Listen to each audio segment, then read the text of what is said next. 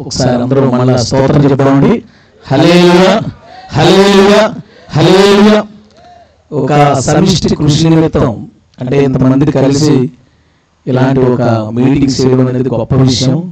ఎందుకంటే కొన్ని చోట్ల ఎలా ఉంటుందంటే పాస్టర్ గారు ఒక పెద్ద మీటింగ్ పెట్టారంటే ఇంకొక 6 నెలలు అప్పులు తీర్చుకోవడానికి సరిపోతుంది. ఇలా అందరూ సహకరించారనుకోండి తొందరగా బయటపడి ఇంకా ఎక్కువ పనులు చేయగలుగుతాం. ఇంత సమిష్టి కృషి దేవుడు అనుగ్రహించినందుకు చప్పట్లు కొట్టి ప్రభువును ఒకసారి కనబడదామండి. హల్లెలూయా, హల్లెలూయా, హల్లెలూయా. నేను ఇక్కడ వాక్య పరిచయం చేయడానికి నాకు అవకాశం దయచేసిన దేవునికి నిండు హృదయంతో కృతజ్ఞతలు చెల్లించుకున్నానండి. నన్ను ఆహ్వానించిన ఆండ్రూస్ గారికి సార్ థ్యాంక్ యూ అండి, థ్యాంక్ యూ సో మచ్. నన్ను పరిచయం చేసిన అబ్బాయి విజయ్, తనకి చాలా థ్యాంక్స్. ఈ మినిస్ట్రీలో నన్ను పరిచయం చేసినందుకు, ఇంట్రడ్యూస్ చేసినందుకు. తర్వాత వేదిక మీద ఉన్న సేవకులందరికీ, మా హెన్రీ గారికి ప్రత్యేకమైన వందనాలు, సేవకుల గారికి అండ్ ఆర్కెస్ట్రా వచ్చిన వారందరికీ కూడా హృదయపూర్వక వందనాలండి. దేవుడు మనతో మాట్లాడును గాక. హల్లెలూయా. వాక్యాలకు వెళ్దామండి. సామెతల గ్రంథం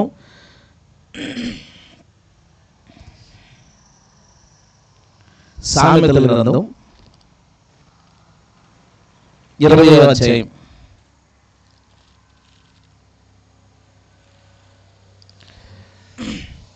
6వ వచనం నేను చదువుతానండి. దయచూపువాని కలుసుకునుట అనేకులకు తటస్థించును, నమ్ముకొనదగిన వాడు ఎవరికి కనబడును. మరలా చదువుతానండి. దయచూపువాని కలుసుకునుట అనేకులకు తటస్థించును, నమ్ముకొనదగిన వాడు ఎవరికి కనబడును. ఈ సామెతల్లో జనరల్ గా చాలా మన లైఫ్ సంబంధించి చెప్పుకుంటూ వెళ్తారు. సడన్ గా ఒక చోట ఒక సర్ప్రైజ్ మాటని వదిలేసి వెళ్ళిపోతున్నాడు. సామెతలు రాసిన వాళ్ళందరూ కూడా కలిసి రాసి, ముఖ్యంగా సొలొమోను రాసిన వాటిలో చెప్పుకుంటూ వెళ్తూ సడన్ గా ఒక ప్రత్యేకమైన మాట వదిలివెళ్తాడు. పైకి కిందకి సంబంధాలని ఒక మాట వదిలి వెళ్తాడు. అక్కడ ఏమన్నాడంటే దయ చూపించే వాళ్ళు తటస్థించుట అనేకులకి జరుగుతుందంట. ఉదాహరణకి నడుచుకుని వెళ్తున్న మెండ్లో అడుగుతున్న లిఫ్ట్ ఎవరి పట్ల నడుచుకుని వెళ్తుంటే ఎవరో సడన్ గా వాళ్ళే బండి స్లో చేసి లిఫ్ట్ కావాలా అని అడుగుతారు. మనకు అప్పుడు విసుకొచ్చింది, అడిగేది ఎవరు ఇవ్వట్లేదని. వాళ్ళే స్లో లిఫ్ట్ కావాలని అడుగుతారు, కావాలంటే తీసుకెళ్ళిపోతారు. దయ చూపువాడు తటస్థించాడు. అక్కడ మనకి దయ చూపించేవాడు తటస్థించాడు. ఎప్పుడైనా మనం బేదలకు ఏదైనా కొంచెం భోజనాలను పెట్టాలి అని అనుకుని రెడీ చేసుకుని కొంచెం లేట్ మధ్యాహ్నం బయలుదేరాం అనుకోండి, ఎవరి దగ్గర వాళ్ళ చేతిలో ప్యాకెట్ ఉంటుంది, మనకంటే ముందు ఇచ్చేసారు. దయ చూపించే వాళ్ళు తటస్థిస్తారు.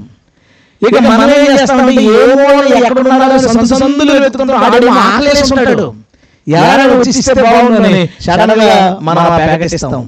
దయ చూపించేవాడు అతనికి తటస్థించాడు. అలాగే మనం ఎక్కడికి వెళ్ళినా, ఆఫీస్కి వెళ్ళినప్పుడు లేదా బస్సులో నిలబడడం చాలా ఇబ్బంది పడతాం. ఆ పక్కన వాళ్ళు సడన్ గా మన ఇబ్బంది చూసి మీరు కూర్చోండి నేను నిలబడతాం అని చెప్పి వాళ్ళు నిలబడి మన సీట్ ఇస్తుంటారు. ఇలాగా ఈ ప్రపంచంలో ఎంత చెడు పెరిగిపోయినా దయ చూపించేవాళ్ళు అక్కడ ఉంటారు, దయ చూపిస్తారు. అది మనం ప్రతిసారి చూస్తుంటాం, మన లైఫ్ లో చాలా సార్లు చూస్తా ఉంటాం. అందుకు భక్తుడు ఇలా అన్నాడు, దయ చూపించేవాళ్ళు తటస్థించడం అనేకులకి జరుగుతుంది, కానీ నమ్మదగిన వాడు ఎవరు కలుస్తాడు. దయ చూపించేవాళ్ళు లోకంలో చాలా మంది ఉన్నారట, కానీ నమ్మదగిన వాళ్ళు ఎవరికో దొరకరట. హల్లెలూయా. నమ్మదగిన వాడేంటి? నేను మీకు సింపుల్ ఎగ్జాంపుల్ చెప్తాను, ఒక మాట మీకు పరిచయం చేస్తాను, మీకు తెలిసిన మాటే. నమ్మబడినవాడు. ఈ మాట పెట్టుకోండి. మీరు ఒక బట్టల షాప్కి వెళ్ళారు, వెళ్ళిన తర్వాత అక్కడ ఒక షర్టో లేదా ఒక డ్రెస్ ఒక శారీయో కొనడానికి వెళ్ళినప్పుడు అతను చాలా నమ్మకంగా ఇది అయితే తిరుగులేదండి, మీరు అవి ఇవి చూస్తున్నారు కానీ ఇది అయితే పర్ఫెక్ట్, రంగు పోదు, షింక్ అవ్వదు, చాలా హై క్వాలిటీ, ఆఫర్లో తక్కువగా వస్తుంది అన్నాడు. మనం మొత్తానికి అతన్ని నమ్మబడిన వాడు నమ్మాం, తీసుకెళ్ళాం, ఉతికాం, తేడా కొట్టింది. అతడు నమ్మబడినవాడు, నమ్మదగినవాడు కాదు. అర్థమైందా నేను చెప్పాలనుకున్నది? అతడు నమ్మబడినవాడు. మనం నమ్మేశాం అతన్ని, మనం నమ్మేం కానీ అతడు నమ్మదగినవాడు కాదు, నమ్మబడినవాడు. అలాగే ఎక్కడికైనా వెళ్ళి చూడండి, ఒక అతను కొత్తగా జాయిన్ చేసుకున్నాం, కొన్ని రోజులు చూసాం, బాగుంది, ప్రవర్తన అంతా బాగుంది, ఓ 10,000 ఇచ్చాం, వచ్చి పలానా ఊరు వెళ్ళి అతను డబ్బులు ఇచ్చేసి అకౌంట్లో పేరు రాయించుకుని వచ్చాన్నాం. వెళ్ళినట్టు 10,000 ఇచ్చాం, రాయించుకుని వచ్చాడు. ఇంకో 4 నెలల తర్వాత 10 లక్షలు ఇచ్చాం, రాయించుకుని వచ్చామన్నాడు. వెళ్ళాడు కానీ రాలేదు. నమ్మాం, నమ్మబడిన వాడే కానీ అతడు నమ్మదగినవాడు కాదు. ఒకసారి ఒక సంఘటన జరిగింది. ఆ సంఘటన ఏంటంటే, ఒక అబ్బాయి ఒక అమ్మాయిని ప్రేమించాడు. ప్రేమించిన తర్వాత ఇద్దరు ప్లాన్ చేసుకున్నారు ఫోన్లో, నేను పలానా చోటికి వెళ్ళిపోతాను, మా ఫ్రెండ్స్ వస్తారు, నువ్వు ఇలా బయటకు వచ్చావంటే నేను పిక్ చేసుకుంటారు, వాళ్ళు నేను తీసుకెళ్ళిపోతారు, ప్లాన్ అంతా చెప్తారు అన్నాడు. జరిగిన విషయం. అక్కడ ఊరి పేరు చెప్తే వాళ్ళు బాగోదని చెప్పట్లేదు, మీకు దగ్గరలో జరిగింది కాబట్టి ఊరి పేరు చెప్పట్లేదు. మొత్తానికి వీడు పలానా చోట వెయిట్ చేస్తున్నాడు. ఈ అమ్మాయి బయటకు వచ్చింది, ఆ వెహికల్లో తీసుకెళ్లారు. ఇంకో చోట తీసుకెళ్తారు, పలానా చోట కదా, లేదు ప్లాన్ మారిందని చెప్పారు. తీసుకెళ్లి ఒక హోటల్ తీసుకెళ్లారు, రూమ్ లో తీసుకెళ్లారు, లోపల ఉన్నాడని లోపల తీసుకెళ్లి తెల్లవారి వరకు ఆ అమ్మాయిని మానభంగం చేశారు ఇద్దరు ఫ్రెండ్స్. ఈయన చెప్తే ఈ జీవితం పాడైపోతుందని చెప్పారు, కానీ అది వెళ్ళి ఆ అమ్మాయి చెప్పింది. అది పెద్ద విషయం అయింది, చాలా పెద్ద, కొట్టుకునే వరకు అది వెళ్ళిపోయింది, కేసు లేని. ఈ అబ్బాయి ఆ ఇద్దరు స్నేహితుల్ని చాలా నమ్మాడు. వాడు నమ్మబడినవారు కానీ నమ్మదగినవారు కాదు. ఈ లోకంలో ఏ మనిషి అయినా ఏదో ఒక కోణంలో నమ్మబడినవాడు అవ్వచ్చేమో కానీ నమ్మదగినవాడు మాత్రం అవడం. ఎక్కడో ఒక చోట, ఎంత ప్రేమించిన భార్య దగ్గర ఎక్కడో ఒక చోట అబద్ధం చెప్తాడు. ఎంత గౌరవించినా ఏదో ఒక చోట ఆమె నమ్మదగినదిగా ప్రవర్తించలేకపోవచ్చు. ఎంత బాగా ప్రేమించినా పిల్లలు తల్లిదండ్రుల దగ్గర అబద్ధాలు మోసం చేసి నమ్మదగిన వారిగా ప్రవర్తించకపోవచ్చు. నువ్వు ఏ కోణంలో ఆలోచించినా ఈ లోకంలో పరిపూర్ణంగా నమ్మదగిన వ్యక్తి ఏదో ఒక కోణంలో మనకు మాత్రం దొరకడు. కొన్ని కోణంలో నమ్మదగిన వాళ్ళు దొరికినా వాళ్ళు ఇంకో కోణంలో నమ్మదగిన వాళ్ళు కాదు. అందుకే ఏ విషయంలోనైనా పెద్దలు అంటారు, పూర్తిగా ఎవరిని నమ్మకరా అంటారు. నాకు ఒక ప్రాణ స్నేహితుడు వాడు 12 సంవత్సరాలు, చాలా అంటే చాలా క్లోజ్, అంత క్లోజ్. నేను కన్స్ట్రక్షన్ బిజినెస్ చేసేటప్పుడు అన్ని సైట్లు నా పేరు మీద ఉంటే ఎందుకు కుదరట్లేదు, వెళ్ళడం రావడం, ఈ ట్యాక్స్లు ఇవన్నీ అని ఆవిడ పేరు మీద ఒక సైట్ పెట్టాను. ఎందుకు నా ఫ్రెండ్, మా నాన్న అన్నాడు, అరే సైట్ 45 లక్షలు, ఇప్పుడు 45 లక్షల సైటు వాడి పేరు మీద పెడతారు. అదే నీకు తెలియదు, చిన్నప్పటి నుంచి మేము అందరూ ఫ్రెండ్స్ కదా, ఆయన ఇబ్బంది వస్తుంది, నీకు కాన్ఫిడెంట్గా నమ్మకం ఉంది కదా, నమ్మకం ఉందని పెట్టి చేశాడు. సరే అన్నట్టు రాశాను. అయిపోయిన తర్వాత 1 year అయిపోయిన తర్వాత నేను బిజినెస్ మానేసి సేవకు వచ్చే టైము, సేవకు వచ్చేద్దాం అనుకుంటున్నాను. అనుకునేసరికి మరి ఎలాగ సడన్ గా బిజినెస్ తెస్తే ఎలాగన్నాడు, లేదు అన్ని అమ్మేస్తాను, అమ్మేసి ఎవరికి ఇవ్వాల్సిన సెటిల్ చేసుకుంటాను, నేను సేవకి వెళ్ళిపోతాను అన్నాను. సరే అయితే నాకు 3 లక్షలు కావాలన్నాడు. ఆ సైట్ ఒకరి పేరు మీద రిజిస్ట్రేషన్ చేయడానికి, సంతకం పెట్టడానికి 3 లక్షలు కావాలన్నాడు. ఆశ్చర్యపోయాను. దేవుడు నాకు చెప్పేటప్పుడు వాడిని నమ్మద్దు. నేనేమన్నా తెలుసా, ప్రభువా నేను మోసపోవడం ఇష్టం కానీ ఆయన మాత్రం నమ్మడం ఉన్నాను. చాలా ఆశ్చర్యం కలిగింది, చాలా బాధ కలిగింది. దేవుడు నన్ను దాని నుంచి తప్పించాడు. ఎందుకంటే మనం అటు ఇటుగా దేవుడు మనకు సహాయం చేస్తాడు, చేశాడు. నేను చెప్పాలనుకున్నది ఏంటంటే, అందరూ చెడ్డలని చెప్పట్లేదు, కానీ ఏదో ఒక కోణంలో ఈ లోకంలో నమ్మదగిన వారు దొరకడం మనకి అత్యంత అరుదైన పరిస్థితి. అందుకే ఏమన్నాడండి ఆ మాట చదవనా, దయచూపు వారిని కలుసుకొనుట అనేకులకు తటస్థించును, నమ్ముకొనదగిన వాడు ఎవరికి కనబడను. హల్లెలూయా. అందుకనే దేవుడు తన వాక్యంలో ఇలా రాయించాడు. తిమోతికి రాసిన 2వ పత్రిక, తిమోతికి రాసిన 2వ పత్రిక 2వ అధ్యాయం 11వ వచనం, మనము నమ్మదగని వారమైనను ఆయన నమ్మదగిన వాడుగా ఉండును. హల్లెలూయా. దేవుని గురించి చెప్తూ మనుషులు నమ్మదగని వారైనను దేవుడు నమ్మదగిన వాడు. హల్లెలూయా. విలాపవాక్యంలో భక్తుడు ఇంకొక అడుగు ముందేసి ఇలా అంటాడు, దేవా అనుదినము నీకు నూతనంగా వాత్సల్యం పుట్టుచున్నది, నీవు ఎంతైనా నమ్మదగిన వాడు. గట్టిగా స్తోత్రం. హల్లెలూయా. ఎంతైనా నమ్మదగినవాడు. అతను ఎంతమంది దొరుకుతాడు? అతను ఎంతమంది దొరుకుతాడు? భక్తులు వేసిన మాట అది. దయ చూపించేవాళ్ళు, మన మీద జాలి చూపించేవాళ్ళు, సరైన సహాయం చేసేవాళ్ళు ఎంతో మంది మన కళ్ళ ముందు పడచ్చు, మనకి ఎదురు పడచ్చు. కానీ ఎంతైనా నమ్మదగిన వాళ్ళు ఈ లోకంలో దొరకరు. దేవుడు మాత్రమే ఎంతైనా నమ్మదగినవాడు. హల్లెలూయా. ఎవరైనా నమ్మదగినవాడు. హల్లెలూయా. ఏ పరిస్థితిలోనైనా మన దేవుడు నమ్మదగినవాడు. దేవునికి గట్టిగా స్తోత్రం చెప్తాం. ఎంత విచిత్రమైన పరిస్థితులు ఉంటాయంటే దేవుడు. నేను చాలా సేపు నుంచి అక్కడే ఉన్నాను కారులో. మీరు పాట స్టార్ట్ చేయక ముందు నుంచి నేను అక్కడ ఉన్నాను, బయట జస్ట్ రోడ్ పక్కన ప్రార్థన చేసుకున్నాను. ఏం చెప్పాలి ప్రభువా అని ఈ మాట మాట్లాడుతున్నాడు. ఇది చెప్పాలా, ఇక్కడ ఇంకొకటి ఏదైనా చెప్పు, ఇంకా పెద్దది ఏదైనా చెప్పు, ఇంకా ఏదైనా చెప్పు, ఏం లేదు, ఏం మాట్లాడుతున్నాడు. కూర్చున్నాను, ఆలోచించాను, ఏం చేసినా నాకు ఇది తప్ప రావట్లేదు. ప్రభువు నువ్వు అంటున్నావు నమ్మగలిగిన ప్రేరేపిస్తున్నావు కాబట్టి సరే అని చెప్పేసి కారు అక్కడ పెట్టాను. కారు అక్కడ పెట్టగానే ఇక్కడ అబ్బాయి పాట స్టార్ట్ చేశాడు. నీకంటే నమ్మదగిన నాకు ఏం మాట్లాడాడో దేవుడు నాకు గుడి చేస్తాడు. కానీ దేవుడు ఆ పాట పాడించి నాతో మాట్లాడుతున్నాడు. ఎందుకు అన్నిసార్లు సందేహించావు ఈ మాట చెప్పడానికి? ఎస్, ఇదే చెప్పు, నేను నమ్మదగినవాడను. హల్లెలూయా. ఈ మాట ద్వారా దేవుడు మనల్ని బలపరచుగాక, మనతో మాట్లాడుగాక. తలను చిన్న ప్రార్థన చేసుకుని ముందుకు వెళ్దాం మనం. పరిశుద్ధుడైన మా ప్రభువా, నమ్మదగిన మా తండ్రి, నీకు స్తోత్రాలు. నీవు నమ్మదగినవాడు కాబట్టి నీ సేవకుడితో నువ్వు మాట్లాడిన మాటను నువ్వు రూఢీపరిచి ఈ 2 దినములు ఎంత గొప్పగా వీటిని జరిగించావు. నీకు స్తోత్రాలు. నువ్వు నమ్మదగినవాడు కాబట్టి మేమందరం మా జీవితాన్ని నీ మీద ఆధారపడించి ఆనుకుని నడిపించగలుగుతున్నాం. ప్రభువా, ఈ సమయం నీది తండ్రి, మీరు మాతో మాట్లాడండి. ఈ సమయం నీది, నీవు మాట్లాడడానికి, నీ మాట వినడానికి మేము సిద్ధంగా ఉన్నాం ప్రభువా. ఆయన ఎంతో త్వరితనే ఇది దేవుడు మాట్లాడే సమయం, దేవుడు మాట్లాడే సమయం. నిజమే, ఇది నీవు మాట్లాడే సమయం. మా అందరితో మాట్లాడండి, మమ్మల్ని అందరినీ బలపరచండి.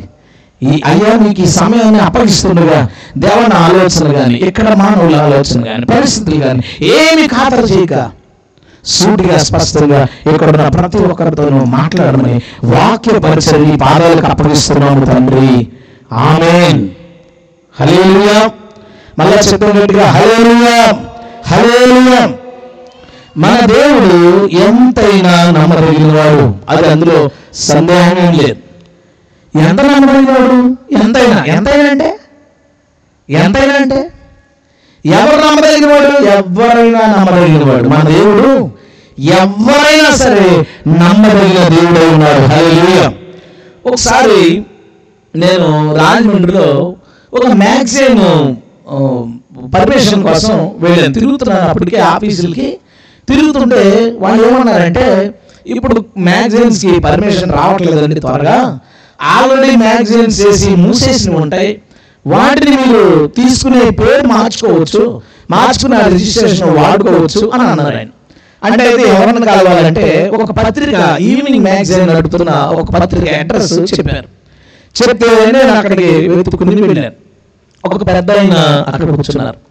కూర్చుని ఏం కావాలి బాబు? నాకు ఒక మ్యాగజైన్ నడిపించాలనుకున్నానండి, దానికి పర్మిషన్ కావాలి అని అన్నాను. ఏ మ్యాగజైన్ అన్నాడు రాసుకుంటూ? క్రిస్టియన్ మ్యాగజైన్ అన్నాడు. అనగానే ఒకసారి నవ్వాడు. నాకు అర్థం కాలేదు, నవ్వాడు. నవ్వి క్రిస్టియన్ మ్యాగజైన్ అంటే అవునండి అన్నాను. సరే ఏం పేరు పెడదాం అనుకున్నాడు? ఒక పేరు చెప్పాను, ఈ పేరు కావాలండి రాసుకున్నాడు. ఈ లోపల నుంచి ఒక ఆయన వచ్చాడు. ఆయన నాకు పరిచయం చేస్తూ, ఇదిగో ఈ అబ్బాయికి మ్యాగజైన్ కావాలట, మ్యాగజైన్ నడిపిస్తారట, క్రిస్టియన్ మ్యాగజైన్ అట అన్నాడు చిన్నగా నవ్వుతూ. ఆ మాట ఏంటి క్రిస్టియన్ మ్యాగజైన్ అని నాకు అర్థం అలా. కూర్చున్నారు, ఎందుకంటే నవ్వుతున్నారు అని అడిగాను. ఆయన అన్నాడు, మేము నాస్తికులం, మేము దేవుణ్ణి నమ్మం, నువ్వేమో కుర్రాడివి, నువ్వు దేవుని దేవుణ్ణి నమ్మడం ఏంటి అని అన్నాడు ఆయన. అంటే ఆయన పెద్ద వయసు, ఆయన ఆ వయసులో నమ్మట్లేదు, ఈ వయసులో నమ్మడానికి ఏముంది, వయసు ఏముంది. నేను అన్నాను, ఏమండి ఎందుకు నమ్మకూడదు దేవుని అన్నాను. ఆయన ఏమన్నాడంటే, మేము నాస్తికులం, మా కంటితో దేవుని అయితే చూస్తామో దాన్ని మాత్రమే నమ్ముతాం, కంటికి కనబడని దాన్ని మేము నమ్మము అన్నాడు. ఆ నాస్తికులు అంటే అదట, ఏదైనా కంటికి కనబడితే నమ్ముతారట, లేకపోతే నమ్మరట. నేను అన్నాను, అవునండి అంటే, అవునన్నాడు. అని నాతో అన్నాడు, నువ్వు దేవుని నమ్ముతున్నావు కదా, దేవుని నాకు చూపించు అని అన్నాడు. దేవుని నాకు చూపించు, అప్పుడు నమ్ముతాను అని అన్నాడు. నేను వెంటనే అతనితో, చూసిందే నమ్ముతారండి, లేదా నమ్మరా, కనపడకపోతే నమ్మరా అంటే నమ్మం అన్నాడు. నేను అన్నాను, గాలి ఉందని నమ్ముతారా అని అడిగాను. నమ్ముతాం అన్నాడు. నాకు చూపించండి సార్, ఏ కాలంలో ఉంటుంది అది ఎలా ఉంటుంది, నాకు చూపించాను. అతను నవ్వి ఏమన్నా తెలుసా, గాలి నన్ను తాకడం నేను అనుభవిస్తున్నాను అన్నాడు. ఎలా అనుభవిస్తున్నారో నాకు చెప్పండి అన్నాను. ఎలా చెప్తాడు? పోనీ మీరు ఎలా అనుభవిస్తున్నారో నాకు చూపించండి అన్నాను. ఎలా చూపిస్తాడు? చూపించాడు. కానీ గాలిని అనుభవిస్తున్నాడు. నేను అన్నాను, దేవుని నేను అనుభవిస్తున్నాను. హల్లెలూయా. ఆయన ఉనికి నాకు తెలుసు, ఆయన తాకడం నాకు తెలుసు, ఆయన ప్రేరేపించడం నాకు తెలుసు, ఆయన స్వరం నాకు తెలుసు, ఆయన ముట్టుకోవడం నాకు తెలుసు. దేవుడు కనబడకపోవచ్చు, కానీ ఆయన ఉన్నాడన్న విషయం నమ్మిన వాడికి తెలుస్తుంది. హల్లెలూయా. ఆయనకు అర్థం అవట్లా. లేదు లేదు, నాకు చూపిస్తేనే నమ్ముతారు, లేకపోతే కుదరదు, నువ్వు ఇలా గాలి వీలంటే కుదరదు అన్నాడు. సరే, ఒక విషయం అండి, ఒక వస్తువు అక్కడ తీసుకున్నాను, ఇది కనబడుతుందా లేదా? కనబడుతుంది. ఈ కనబడుతుంది ఎలా తయారు చేయబడిందో మీకు తెలుసా అని అడిగాను. కనబడే వస్తువులు ఎలా తయారు చేయబడతాయో మీకు తెలుసా? చదువుకున్న వాళ్ళు 9th 10th అంత చదివితే చాలు, ఎక్కువ కాదు, అంత మించి ఏమో నాకు తెలియదు, నేను 10th చదివాను. సో ఆ సిలబస్ వరకు నాకు ఒక ఐడియా ఉంది. అందులో పరమాణు సిద్ధాంతం అని ఒక సిద్ధాంతం ఉంటుంది. జే.జే. థామ్సన్, రదర్ఫోర్డ్, మీకు ఐడియా ఉందా? పరమాణు సిద్ధాంతం ఏంటి? మనకి కనబడేది పదార్థం, ఆ పదార్థం అతి చిన్న అణువులతో తయారు చేయబడుతుంది.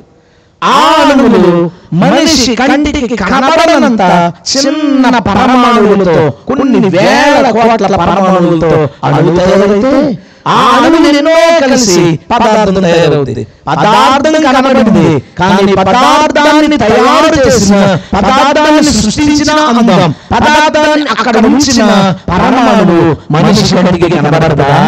కనబడదు. అంటే ఈ కనబడే పదార్థాలన్నీ దేనితో చేయబడ్డాయి? అమ్మా చెప్పండి. కనబడే పదార్థాలన్నీ కనబడని పదార్థాలతో చేయబడింది. హల్లెలూయా. నాకు చూపించబడింది కనబడేది కనబడనంత చేయబడింది. నీకు కనబడే ప్రతి వస్తువు కనబడని దాన్ని చేయబడింది. కాబట్టి చూపించు అనడానికి లేదు. కనబడని వాటితోనే ఈ కనబడేవి చేయబడ్డాయి. కనబడని దేవునితోనే కనబడే వస్తువులన్నీ సృష్టించబడ్డాయి. హల్లెలూయా. బైబిల్ చెప్తున్న మాట ఒకసారి చూద్దాము. హెబ్రీ పత్రిక 11వ అధ్యాయం. హెబ్రీ పత్రిక 11వ అధ్యాయం 3వ వచనం.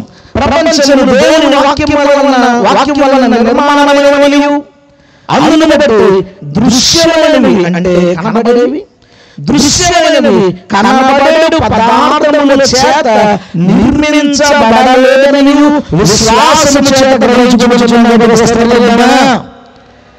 ఎలా చెప్పాడట పౌలు? ప్రయోగం చేసి కాదు, సూక్ష్మదర్శనంతో కాదు. ఎలా చెప్పాడు ఈ విషయాన్ని? కనబడే పదార్థాలు కనబడని వాటితో చేయబడతాయని శాస్త్రవేత్తలు ఎప్పుడో పరిశోధన చేసి కనుగొంటే ఆ విషయాన్ని విశ్వాసము చేత తెలుసుకున్నారట. హల్లెలూయా. ఎలా తెలిసింది? ఈ దేవుడు ఈ గ్రంథంలో ఏమి రాయించినా అవన్నీ నిజాలై ఉన్నాయి. దేవునికి స్తోత్రం. అయితే ఇప్పుడు నేను ఏమంటున్నానంటే, ఒక నాస్తికుడు మన దేవుణ్ణి నమ్మదగిన అవకాశం ఉందా లేదంటే ఎస్, ఒక నాస్తికుడు నమ్మదగిన దేవుడు మన ప్రభువైన యేసు. హల్లెలూయా. ఇప్పుడు గుడ్డిగా దేవుడు నమ్మేసేవాళ్ళు ఎవరైనా నమ్మేచ్చు. నన్ను దేవుడు అంటే నన్ను నమ్మేసేవాళ్ళు ఉన్నారు. మా ఇంటి పక్కన ఒక ఇల్లు ఉంటుంది, ఆ పక్కన ఒక ఇల్లు ఉంటుంది. అతను నా బాధ తెలుసు. చిన్నప్పటి నుంచి నేను గుడిగా వెళ్ళేటప్పుడు పాటలు రాసేటప్పుడు నేను పాటల పుస్తకాలు రూపాయి, అప్పుడు సినిమా పాటల పుస్తకం, ఆ పుస్తకం కొనిస్తే అతను ఆ పాటల అక్షరాలు మార్చి దేవుడి పాటలు మాత్రం ఆయన దేవుడు కూర్చొని కట్టుకునేవారు. అలాగా అతను ఏ పని చేసేవాడు కాదు, ఊళ్ళో అందరూ తిట్టేవాడు, వాళ్ళ ఆవిడ కొట్టేసింది, రకరకాల పరిస్థితి. ఆలోచించాడు. ఒక రోజు ఒక ఆయన దగ్గర శిష్యుడిగా జాయిన్ అయ్యాడు. జుట్టు పెంచాడు, ఒక విలేజ్కి వెళ్ళాడు, అక్కడ సెటిల్ అయ్యాడు, బాగా సంపాదించాడు, కాళ్ళు పట్టుకున్నాడు, కడిగేస్తున్నారు, పూజ చేస్తున్నారు. మా దగ్గర ఊళ్ళో మామూలుగా తిరుగుతాడు. ఆయన బాగా సంపాదిస్తున్నాడు, శుభ్రంగా ఇల్లు కట్టాడు, పొలం కొనుక్కున్నాడు, స్థలం కొనుక్కున్నాడు. చాలా నేను అనేది ఏంటంటే, ఒక వ్యక్తిని గుడ్డిగా ఉన్నవాడు ఎవరైనా దేవుడిని నమ్మేయచ్చు. ఒక అడుక్కునే అతను ఉన్నాడు, అతని దగ్గరికి వెళ్ళి అతను అయ్యో ఇవ్వండి అన్నాడు, 10 రూపాయలు ఇచ్చినోడికి వెళ్ళిపోతాడు. అతను ఒక 500 అయితే ఏమంటాడు తెలుసా, దేవుడు అంటాడు. ఒక వ్యక్తి దేవుడు అవడం వెరీ ఈజీ. ఒకరికి 500 ఇస్తే మనం దేవుడు అయిపోతాం. ఒకరికి ఆపదలు వచ్చిన ఆదుకున్నాడు, దేవుడే వచ్చారు బాబు అంటాడు. సో ఈజీగా మనుషులు వాళ్ళని దేవుడిని నమ్మేయచ్చు. కానీ ఆలోచించే వాళ్ళు ఉంటారే, ఆ ఆలోచించే వాళ్ళు ఎవరిని పడితే వాళ్ళని దేవుడిని నమ్మలేరు. ఈ యేసు ఎవరో తెలుసా, నాస్తికులు సైతం నమ్మలేని దేవుని స్తోత్రం. హల్లెలూయా. ఒకసారి నర్సాపురం వెళ్ళాను. నర్సాపురంలో మీటింగ్ కోసం నేను బస్ స్టాండ్లో కూర్చున్నాను. ఇంకా వాళ్ళు రాలేదు నన్ను పిక్ చేసుకోవడానికి. నేను కొంచెం కంగారుగా ఉన్నాను. మెసేజ్ ముందు కొంచెం టెన్షన్ ఉంటుంది నాకు. ఆ టెన్షన్ తిరుక్కున్నాను. ఆ టైంకి గుర్తొస్తే రెఫరెన్స్ రాసుకున్నాను. ఒక ఆయన వచ్చి పక్కన కూర్చున్నాడు, పలకరించాడు. ఏం బ్రదర్, ఎవరు తెలిసిన వాళ్ళు చూస్తే ఏంది ఎవరన్నా అంటే, అదే బైబిల్ చూస్తే చూసి ఈ వయసులో ఇందులో ఎందుకు దిగిపోయామని అడగడానికి వచ్చాడంట. ఎక్కడికైతే దిగిపోయాం మనం అందులో. ఏంటంటే అసలు సృష్టి ఎలా వచ్చిందో తెలుసా? సూర్యుడి నుంచి మొక్క రాలింది, ఆ మొక్క రాలి భూమి అయింది, అది చాలబడి మంచు పర్వతం అయింది, ఆ తర్వాత అది కరిగి సముద్రం అయింది, ఆ తర్వాత సముద్రంలో జీవి పుట్టి అందులో కోతి వచ్చింది, ఆ కోతిలో మనం వచ్చాం, అదే తప్ప మధ్య దేవుడు లేదన్నాడు. అది ఎప్పుడో స్టోరీ. ఇప్పుడు తీసేసారు పుస్తకాల నుంచి, డార్విన్ సిద్ధాంతం తీసేశారు చాలా చోట్ల. అప్పుడు నమ్మేవాళ్ళం, మా అందరూ కూడా నమ్మేవాళ్ళం చిన్నప్పుడు. కోతిలో వచ్చాడు. నేను అన్నాను ఒకసారి రివర్స్ వెళ్ళండి, దాని నుంచి కోతిలో నుంచి మనిషిలో నుంచి కోతిలో వెనక్కి వెళ్ళాడు. వెనక్కి ఎక్కడ వెళ్ళాడంటే ఈ భూమి సూర్యుడి నుంచి ఊడిపడిందని. నేను అడిగినట్టు ఈ సూర్యుడు ఎక్కడి నుంచి వచ్చాడు అన్నాను. ఆన్సర్ లేదు. ఇతను ఎక్కడి నుంచి స్టార్ట్ చేశాడంటే సూర్యుడి దగ్గర నుంచి ఊడిపడడం దగ్గర స్టార్ట్ చేశాడు. దాని ముందే ఏమంటే తెలియదు అతనికి. దాన్ని ఎవరు చేశాడు తెలియదు అతనికి. సరే అంత బాగా ఉంది, మీరు అన్నారు నిజం అనుకున్నామండి. ఇప్పుడు మిమ్మల్ని ఎవరైనా పశువులు తింటే మీరు ఏమంటారు? ఎవరైనా తిడతాడు, ఊరుకుంటాను అన్నాడు. మీరేదంటే కోతి పశువు అయితే కోతిలో వచ్చాడు అవుతాడు చెప్పండి. పశువు అవుతాడు, పశువు నుంచి పశువే కదా వస్తుంది, అప్పుడు మనం పశువే కదా. సైలెంట్ అయిపోయాడు. నేను అన్నాను ఈ జంతువులన్నీ బట్టలు వేసుకోవాలి, మనమే ఎందుకు వేసుకుంటాం అంటారు, దాని నుంచి కదా వచ్చాను, మనం ఏం స్పెషల్ మనకి ఆన్సర్ లేదు. ఈ జంతువులన్నిటికీ ఎక్స్ప్రెషన్ ఉంది, బాధ, కోపం, నవ్వు, ఏమైనా ఎక్స్ప్రెషన్ ఉంది. లాంగ్వేజ్ లేదు. కానీ మనిషికి మాత్రమే లాంగ్వేజ్ ఉంది. ఎందుకు వచ్చిందంటారు? కోతి నుంచి వచ్చింది మనకి. కోతికి లాంగ్వేజ్ లేదు కానీ మన లాంగ్వేజ్ వచ్చింది. ఆన్సర్ లేదు. ఏంటి జంతువులు దేనికి సిగ్గులేదు, మనకి ఎందుకు సిగ్గుంది? ఆన్సర్ లేదు. ఈ జంతువులేవి దేవుడు అనే విషయం కానీ మతం అనే విషయం కానీ లేదు, మనిషికి మాత్రమే ఎందుకు? ఆన్సర్ లేదు. మనకి మాత్రమే సమాజము, కుటుంబము, బంధుత్వాలు, బాంధవ్యాలు. ఏమన్నా కుక్కకే మానవుడు తెలుసా? తెలియదు. ఆ తాగడం తెలుసా? తెలియదు. మనకు తెలుసు. వాటికి మనకెందుకుంది? దేనికి ఆన్సర్ లేదు. నేను అన్నాను మీరు నమ్మిన దానికి ఒకసారి బయటకు వచ్చి ఇంకొకలా ఆలోచించండి. ఇదంతా ఎందుకు డిఫరెంట్ గా ఉంది? మనం ఎందుకు స్పెషల్ గా ఉన్నాం? మన రూపం, మన మాట, మన పద్ధతి, మన ఆలోచన విధానం, మన డెవలప్మెంట్, నాగరికత, ఇవన్నీ మనం ఎందుకు డిఫరెంట్ గా ఉన్నాం? అవన్నీ క్రీస్తు పూర్వం ఒక 5000 సంవత్సరాల క్రితం కోతి ఎలా చెట్టు మీద దూకుతుందో ఇప్పుడు అలాగే ఉంది. కానీ మనం మాత్రం డెవలప్ అయ్యాం. మనం ఆలోచనతో మారాం, అంతరిక్షానికి వెళ్తున్నాం. కోతి ఇప్పటికీ చెట్టు ఎక్కుతుంది. ఏంటి తేడా? ఒకసారి ఆలోచించండి. మీకేమైనా ఆలోచనలు మీరు నన్ను అబద్ధం అనిపిస్తే మీరు నిజమైన దేవుడు వెతకండి. ఆ తర్వాత మీరు కూడా నాలాగే ఎక్కడో చోట కూర్చుని ఈ దేవుడిని చదువుతారు. హల్లెలూయా. నమ్మదగినవాడు.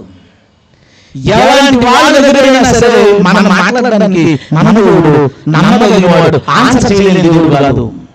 వాళ్ళు లేరని చెప్పిన ఆయన ఉన్నాడని వారికి రుజువుపరచగలిగిన నమ్మదగిన దేవుడు మన దేవుడు. దేవుని స్తోత్రం. హల్లెలూయా.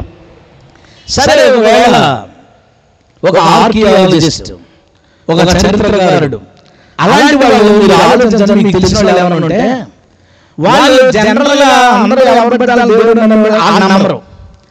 వాళ్ళు ఎందుకు నమ్మరు అంటే వాళ్ళకి ఈ భూమి, మనుషులు పుట్టారు, ఎవరు ఎప్పుడు ఎక్కడ పుట్టారు, ఏ జనరేషన్ ఎక్కడ స్టార్ట్ అయింది, ఏ సివిలైజేషన్ ఎక్కడ స్టార్ట్ అయింది, అది నాకు తెలుసు కాబట్టి ఏది పడితే నమ్మరు. మొన్న విషయం జరిగింది మహారాష్ట్రలో థార్ ప్రాంతం. మీరు నోట్ చేసుకోండి, ఇంటికి వెళ్ళిన తర్వాత గూగుల్లో సెర్చ్ చేయండి. ఎక్కడ? మహారాష్ట్రలో థార్ అనే ప్రాంతం. ఆ ప్రాంతంలో ఒక ఫ్యామిలీ ఉంది. ఆ ఫ్యామిలీ ఎల్లవైపు వైట్ కలర్ లో రౌండ్ గా ఉన్న ఒక 8 రౌండ్ గా ఉన్నాయి. ఎప్పటి నుంచో తరతరాలుగా ఆ ఫ్యామిలీ వాళ్ళు దాన్ని గృహదేవతలుగా నమ్ముతుంటే ఆ ప్రాంతంలో ఉన్న ఆర్కియాలజిస్టులు, హిస్టోరియన్స్, చరిత్రకారులు వీళ్ళు పరిశోధన చేస్తూ వాళ్ళు అడుగుతున్నారు వాళ్ళని, అదేంటో ఎప్పటి నుంచో ఉన్నాయి కదా మీ దగ్గర, అవి ఒకసారి అంటే పరిశోధన చేసి చేద్దాం. వాళ్ళు పోవట్లే. మా దేవుడు మేమేందుకు ఇస్తామని వాళ్ళు పరిశోధన చేసి చెప్తాను. ఒప్పుకోకపోతే మొత్తానికి పోలీసుల ద్వారా, గవర్నమెంట్ ద్వారా పర్మిషన్ ఇచ్చారు. ఏంటంటే ఏ మాత్రం దానికి హాని కలిగించకుండా పరిశోధన చేసి చేసేలాగా వీటిని తీసుకెళ్లారు. ఈ రౌండ్ రాళ్ళు లాంటి వాటిని తీసుకెళ్లి స్కానింగ్ చేశారు, వాటిని ఇచ్చేశారు. ఓ 2 రోజులకి రిపోర్ట్ వచ్చింది. రిపోర్ట్ లో ఏం తేలిందంటే అవి డైనోసార్ గుడ్లు. ఏంటయ్యే? డైనోసార్ గుడ్లు అయ్యే. దేవుని దయ ఉంది కాబట్టి అవి పాడైపోయింది కాబట్టి అవి బతికిపోయారు. ఆ గుడ్లు మంచి అయి పొదిగి గబుక్కులంతా ఏదైనా ఒకటి వచ్చిందంటే అయిపోయిన మొత్తంలో. కానీ అంటే నేను చెప్పేది ఏంటంటే ఒక ఆర్కియాలజిస్ట్ గుడ్డుగా నమ్మటేని వాళ్ళు నమ్మారు. ఈసారి ఏం చేస్తారు? అప్పుడు నామాలు అవి చేశారు. ఇప్పుడు ఏం చేయాలంటే దాన్ని ఏం చేయలేడు. నేను చెప్పాలనుకున్న విషయం ఏంటంటే మనము పరిశోధన చేయకముందు, పరిశీలన చేయకముందు, చరిత్ర గురించి ఆలోచించకముందు మనం అందరం ఏమనుకుంటామంటే దేనిని జనాలు నమ్ముతుంటే దాన్ని నమ్మే స్థితిలో ఉంటాం. కానీ ఒక హిస్టోరియన్ లేదా ఒక ఆర్కియాలజిస్ట్ దేన్ని పడితే దాన్ని నమ్మడం. అయితే ఇప్పుడు ఆర్కియాలజిస్ట్ నుండి మన బైబిల్ పెడదాం, దీన్ని కూడా పరిశోధన చేసి నిజమో కాదో తేల్చి చెప్పాలని పరిచేయండి. నేను అందరికీ ఒక మాట చెప్పాలనుకున్నాను ఏంటంటే ఒకవేళ చాలా మేధావుల దగ్గర సువార్త చేయాల్సి వచ్చినా, గొప్ప వాళ్ళ దగ్గర సువార్త చేయాల్సి వచ్చినా, శాస్త్రవేత్తల దగ్గర సువార్త చేయాల్సి వచ్చినా వాళ్ళు నమ్ముతారేంటి బైబిల్ అని అనుకోవద్దు. మన దేవుడు నమ్మదగిన వాడు, ఎంతైనా నమ్మదగిన వాడు, ఎవరైనా సరే నమ్మదగిన వాడైనా. హల్లెలూయా. నమ్ముకొనదగిన దేవుడు మన దేవుడు. నమ్ముకొనదగిన దేవుడు. అయితే వాళ్ళు పరిశోధన చేస్తే ఏం జరుగుతుంది? ఇప్పుడు ఇక్కడ సోషల్ చదువుకున్న వాళ్ళు, ఇంటర్మీడియట్ కానీ లేదా 10th చదివిన వాళ్ళు ఉంటారు కదా, మీకు సివిలైజేషన్స్ ఐడియా ఉన్నాయి కదా, హ్యూమన్ సివిలైజేషన్స్, మానవుని నాగరికతలు. ఆ నాగరికతలు ఏం చెప్తాయి అంటే మన సింధు నాగరికత, ఇండస్ సివిలైజేషన్ 2000 నుంచి 2500 క్రీస్తు పూర్వం. ఇలాంటి చదవరా? ఇన్స్టాగ్రామ్లో ఏ రీల్స్ వచ్చినాయి? ఇప్పుడు హాట్ న్యూస్ ఏంటి? సబ్స్క్రైబర్స్ తగ్గిపోయిన సూసైడ్ చేసుకున్న యువతి, తర్వాత రీల్స్ చేస్తూ 6 నీటిలో మునిగిపోయిందా ఎవరో పెడితే నాకు నా చెవిలో పడింది. రీల్స్ చేస్తూ 6 అమ్మాయిలు మునిగిపోయి చచ్చిపోయారు. మనకి కొంచెం హాట్ టాపిక్స్, కొంచెం లోతుకి వెళ్ళండి. అసలు మనం ఏంటి, ఈ జాతి ఏంటి, ఈ మనుషులు ఏంటి, ఎవరు ఎక్కడ నుంచి ఎలా వచ్చారు ఒకసారి ఆయుధాలను కూడా దృష్టి పెట్టండి. 2000 నుంచి 2500 క్రీస్తు పూర్వం ఇండస్ సివిలైజేషన్. చైనీస్ సివిలైజేషన్ 2000 తర్వాత వచ్చింది. అంటే క్రీస్తు పూర్వం 2000 తర్వాత ఇండియాకి వచ్చిన తర్వాత జనాలు చైనాకి వెళ్ళారు. వెనక్కి వెళ్ళిపోతే అలాగా హరప్ప, ఈజిప్ట్, నైల్ నాగరికత అలా వెనక్కి వెళ్ళిపోగా అత్యంత పురాతనమైన మొట్టమొదటి నాగరికత సుమేరియా నాగరికత, దాన్ని మెసొపొటేమియన్ సివిలైజేషన్ అంటారు. ఏమంటారండి? మెసొపొటేమియా నాగరికత. మెసొపొటేమియా నాగరికత అంటే ఏంటో ఇంటికి వెళ్ళిన తర్వాత మళ్ళీ సెర్చ్ చేయండి. మెసొపొటేమియా నాగరికత అంటే ఏంటి అంటే అది ఏం చెప్తుందో తెలుసా? యూఫ్రటీస్, టైగ్రిస్ అనే 2 నదులు ఉన్నాయి. ఆ 2 నదుల మధ్యన సారవంతమైన ప్రాంతం ఉంది. ఆ సారవంతమైన ప్రాంతంలో మొట్టమొదటి మనిషి, మొట్టమొదటి మానవ జాతి అక్కడ బ్రతికింది.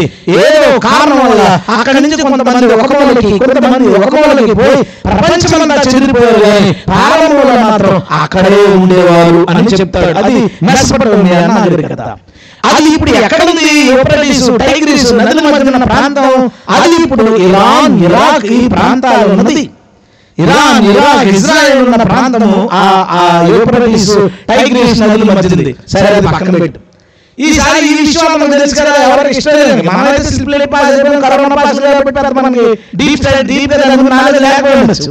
ఆడి ఉంటుంది కదా నాలెడ్జ్, నేను జోక్ చేసి, కానీ తెలియాలి అన్ని మనకి. సరే పక్కన పెట్టు, అతను తెలుసు కదా మనలో ఓపెన్ చేశారు బైబిల్లో. ఓపెన్ చేసినప్పుడు ఆదికాండం మొదటి అధ్యాయంలో ఏముంది? దేవుడు నేలమట్టితో మనిషి చేశాడు. ఎక్కడ అడ్రస్ చేశాడు, ఎక్కడ అడ్రస్? రెండో అధ్యాయం తిప్పితే ఆ రెండో అధ్యాయంలో దాని అడ్రస్ ఉంటుంది. ఏమనంటే ఒక నది 4 పాయలైంది. ఆ 4 పాయలైన నదిలో 4వ నది పేరు యూఫ్రటీస్. ఎక్కడ ఆదాము చేయబడ్డాడంటే యూఫ్రటీస్ నది పక్కన. శాస్త్రవేత్తలు ఎంతో కాలం పరిశోధన చేసి ఎస్ మొట్టమొదటి మనిషి యూఫ్రటీస్ నది పక్కన ఉన్నాడు అని చెప్తే బైబిల్లో 2వ అధ్యాయంలో మొట్టమొదటి మనిషి ఎక్కడే పుట్టాడు, యూఫ్రటీస్ నది పక్కన రాయబడింది. హల్లెలూయా. ఏ జాతరని నమ్మకపోతే ఏదో కారణంలో చెదిరిపోయారు. అది ఏ కారణం ఎవరికి తెలియదు. బైబిల్ 11వ అధ్యాయానికి వస్తే భాషను తారుమారు చేయడం వల్ల ఏ భాష కలవాళ్ళు ఆ భాష వాడికి మూలంలో వెళ్ళిపోయారు. తెలుగు వాళ్ళందరూ చోట ఎందుకున్నారు? మన భాష బైబిల్ ఏం చెప్తుంది? భాష ప్రకారం డివైడ్ అయిపోయాం. తెలుగులో చోట, తమిళంలో చోట, మలయాళం చోట, హిందీ చోట, లాంగ్వేజెస్ గా మనం ఎందుకు డివైడ్ అయ్యామంటే దేవుడు ఆ రోజు ఒక భాషను అనేక భాషలుగా తారుమారు చేశాడని బైబిల్ చెప్తుంది. అది ఇప్పుడు మన కంటి ముందు కనబడుతుంది. తెలుగు వాళ్ళను ఒక చోట హల్లెలూయా. బైబిల్ చెప్పే చరిత్ర కోసం నేను మాట్లాడుతున్నాను. బైబిల్ చరిత్ర ఎంత అద్భుతంగా చెప్తుంది. చరిత్రకారులు ఆశ్చర్యపోయేలా. బైబిల్లో జలప్రలయమైన స్వరూపంగా భూమి అంతా మునిగిపోయింది. దాన్ని ఎవరు నమ్మరు కాదు. భూమి అంతా మునిగిపోతుంది. ఎప్పుడైనా భూమి అంతా ఎలా మునిగిపోతుంది? ఒక 2.5 years బ్యాక్ మన రాజస్థాన్లో ఎడారి తెలుసా మీకు? ఎడారి తెలుసా? ఏ ఇల్లు సినిమా చేసిందంటే చెప్తారు, ఏ ఇల్లు సినిమా చేశారని చెప్తారు. మన ఐపీఎల్ ఎవరైనా చేస్తారని చెప్తారు. తొక్కిసలాట ఎంతమంది చెప్పారు మనకు అవసరం లేదు. ఈ నాలెడ్జ్ ఉంది మనకి. మన దేశంలో రాజస్థాన్ ఈ ఎడారిలో పరిశీలన చేసినప్పుడు తవ్వకాలు జరిగినప్పుడు పెద్ద తిమింగలం బోన్స్ దొరికినాయి. ఏం దొరికినాయి? తిమింగలం బోన్స్. ఇప్పుడు బొచ్చుముళ్ళు దొరికినాయి అనుకోండి, ఎవరో పట్టుకెళ్ళి తినేసి ముందు అనుకోవచ్చు. తిమింగలాన్ని ఎవరు పట్టుకెళ్తారు అక్కడికి? ఇంకా తవ్వకాలు జరుగుతుంది. చేపల గుంపుల యొక్క కళ్ళేరాలు దొరుకుతున్నాయి. దొరుకుతుంటే శాస్త్రవేత్తలు ఏం ఫైనల్ చేశారు తెలుసా? ఒకప్పుడు ఈ రాజస్థాన్ తో పాటు ఆస్ట్రేలియాలో సహారా ఎడారితో పాటు ఈ భూమి మీద ఎడారులన్నీ ఒకప్పుడు నీటి చేత ముంచబడ్డాయి. హల్లెలూయా. నీటి చేత ముంచబడినప్పుడు చేపలన్నీ తిరుగుతూ వచ్చేసి నీళ్ళు అలా ఆరిపోయినప్పుడు ఎక్కడున్నాయి సెట్ అయిపోయినాయి, చచ్చిపోయినాయి, కప్పడిపోయినాయి. ఇప్పుడు తవ్వకాలలో బయటకు వచ్చి ఏం చెప్తున్నాయో తెలుసా? చరిత్ర చెప్తున్న సచ్చింది. చరిత్ర చెప్తున్న సచ్చింది. దాని ఎవరు మార్చగలరు? మమ్మల్ని మా పీకులు వేపేసి మమ్మల్ని పెట్టచ్చు. అక్కడ చరిత్ర మార్చగలమా? మార్చలేము. దాన్ని ఎవరైనా ఆపరేట్ చేయగలమా? మ్యానిపులేట్ చేయగలమా? దాన్ని చేయలేము. చరిత్ర ఏం చెప్తుందో తెలుసా? బైబిల్లో జరిగిన ప్రతి ఇన్సిడెంట్ ని 100% చారిత్రకంగా రుజువు చెప్తున్నా. అందుకని ఆర్కియాలజిస్టులు నమ్ముకున్న దేవుడు మన దేవుడు. దేవుని స్తోత్రం. ఆయన నమ్ముకునదగిన దేవుడు, ఆయన నమ్మదగిన దేవుడు. అందుకే ఎవరికి దొరుకుతాడు అన్నాడు. ఎవరికి దొరుకుతాడు? శాస్త్రవేత్తలు ఎలాంటి అద్భుత విషయాలు రాసి ఉన్నాయండి, ఎలాంటి గొప్ప టెక్నాలజీ బైబిల్లో రాస్తుందని ఇంకా అవన్నీ చెప్తే అసలు మనం స్టన్ అయిపోతాం. ఇప్పుడు వాటర్ సైకిల్ తెలుసు కదా మీకు? వాటర్ సైకిల్ అంటే నీళ్ళతో నడిచే సైకిల్ కాదు. వాటర్ సైకిల్ అంటే వాటర్ ఇక్కడి నుంచి ఆగి పైకి వెళ్ళి అలా పైనుంచి కింద పడుతుంది. ఇది వాటర్ సైకిల్. మేము చదువుకున్నప్పుడు నేను దాంట్లో వచ్చినప్పుడు దాంట్లో ఏమంటుందంటే సూర్యుడు వాటర్ తీసుకుని చంద్రుడి మీద వేస్తాడు. వేడి నీళ్ళు వచ్చేది కదా, అందుకని చంద్రుడు కూల్ చేసి ఆటిని మేఘాల మీద పోతాడు. అవి వచ్చి మన భూమి మీద పడతాయి. అది వాటర్ సైకిల్. అని చెప్పిన వాటర్ సైకిల్. అసలు నిజమైన వాటర్ సైకిల్ కింద నుంచి వాటర్ వెళ్ళాలి పైకి, పైనుంచి మళ్ళా కిందకి రావాలి. ఆదికాండం 2వ అధ్యాయం ఏమో తెలుసా? దేవుడే యెహోవా నీటి ఆవిరిని పైకి లేపి ఏమన్నాడు? ఆవిరిని పైకి లేపి వర్షంగా భూమి అంతటిని తడిపోయిన. హల్లెలూయా. రాసేసాడు, సింపుల్ గా రాశాడు ఒక ముక్కలో. మనం ఎన్నోసార్లు చదువుకుని పోవచ్చు, నువ్వు ఆగాలి చదువు, ప్రతిసారి ఒక సర్ప్రైజ్ నీకోసం ఎదురుగా ఉండదు. హల్లెలూయా. మనం బాగా ప్రేమించే వాళ్ళకి మనం ఇప్పుడు సర్ప్రైజ్ ఇవ్వాలనుకుంటాం. పుట్టినరోజు మనకు మన గుర్తులేనే ట్యాక్ చేస్తాం. అమ్మాయి అనుకుంటుంది మర్చిపోయాడు, దుర్మార్గుడు, పెళ్ళేది కాదు మర్చిపోయాడు అనుకోండి. సడన్ గా ఏదో ఒక గిఫ్ట్ ఇస్తారు. ఆ సర్ప్రైజ్ చూడడానికి మ్యాటర్ అంతా. దేవుడు మనం అంతకంటే ఎక్కువ ప్రేమిస్తున్నాడు కదా. అందుకే బైబిల్ ఎలా ఉంటుందంటే, ఎప్పుడు పడితే అప్పుడు నువ్వు ఆలోచించావో అక్కడ సర్ప్రైజ్ ఉంటుంది, ఆలోచించావో అక్కడ సర్ప్రైజ్ ఉంటుంది. బైబిల్ అంతా నువ్వు అవాక్కయ్యే ఆనందించే దేవుని కనపరిచే ఆ విషయాలు విస్తారంగా ఉంటాయి. దేవుని స్తోత్రం, హల్లెలూయా. అది దేవుని యొక్క ప్రేమ ఈ గ్రంథంలో రాయించడంలో.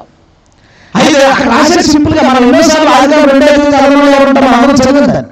ఆ 2 ఏమంటుందంటే, నీకు ఎవరి పైకి లేచి అది భూమి మీద పడుతుంది. రాశాడు. తెలుసా మీకు? ఫిజిక్స్ లో ఒక ఎక్స్పెరిమెంట్ ఉంటుంది, చిన్న కాటా లాంటిది ఉంటుంది. కాటా పెట్టి ఒకవైపు బెలూన్ ఓడుంది, ఒకవైపు ఊదిన బెలూన్. గుర్తుందంటే ఎవరైనా? నాకు అటువైపు స్లిప్ బ్యాచ్, అంత మ్యాక్సిమం స్లిప్ బ్యాచ్ జోక్ చేశారు. అది ఊదిన బెలూన్ బరువు ఉంటుంది, అది డౌన్ అవుతుంది, బరువు ఉంటుంది అని చెప్పి కింద మనకు రాస్తారు. గాలికి బరువు ఉందని ఈ ఎక్స్పెరిమెంట్ ద్వారా మనం తెలుసుకోవచ్చు. గాలికి ఎంత బరువు ఉండబోదని ఆయన నియమించిన దేవుని స్తోత్రం, హల్లెలూయా. రాసేసాడు యోబు. ఎన్ని విషయాలు ఉంటాయండి. భూమిని మరుగుతుంది, యోబులో ఉంటుంది. దేవుడు భూమిని సూర్యుడు ఆరాధిస్తున్న దేవుని స్తోత్రం రాసేసాడు. యెషయా గ్రంథంలో భూమి గుండ్రంగా ఉంది, ఆ గుండ్రమైన భూమి మీద ఆయన ఆసీనుడై ఉన్నాడు రాసేసాడు. ఏది బైబిల్లో కనబడుతుంది. మీకు ఒక మాట చెప్పనా?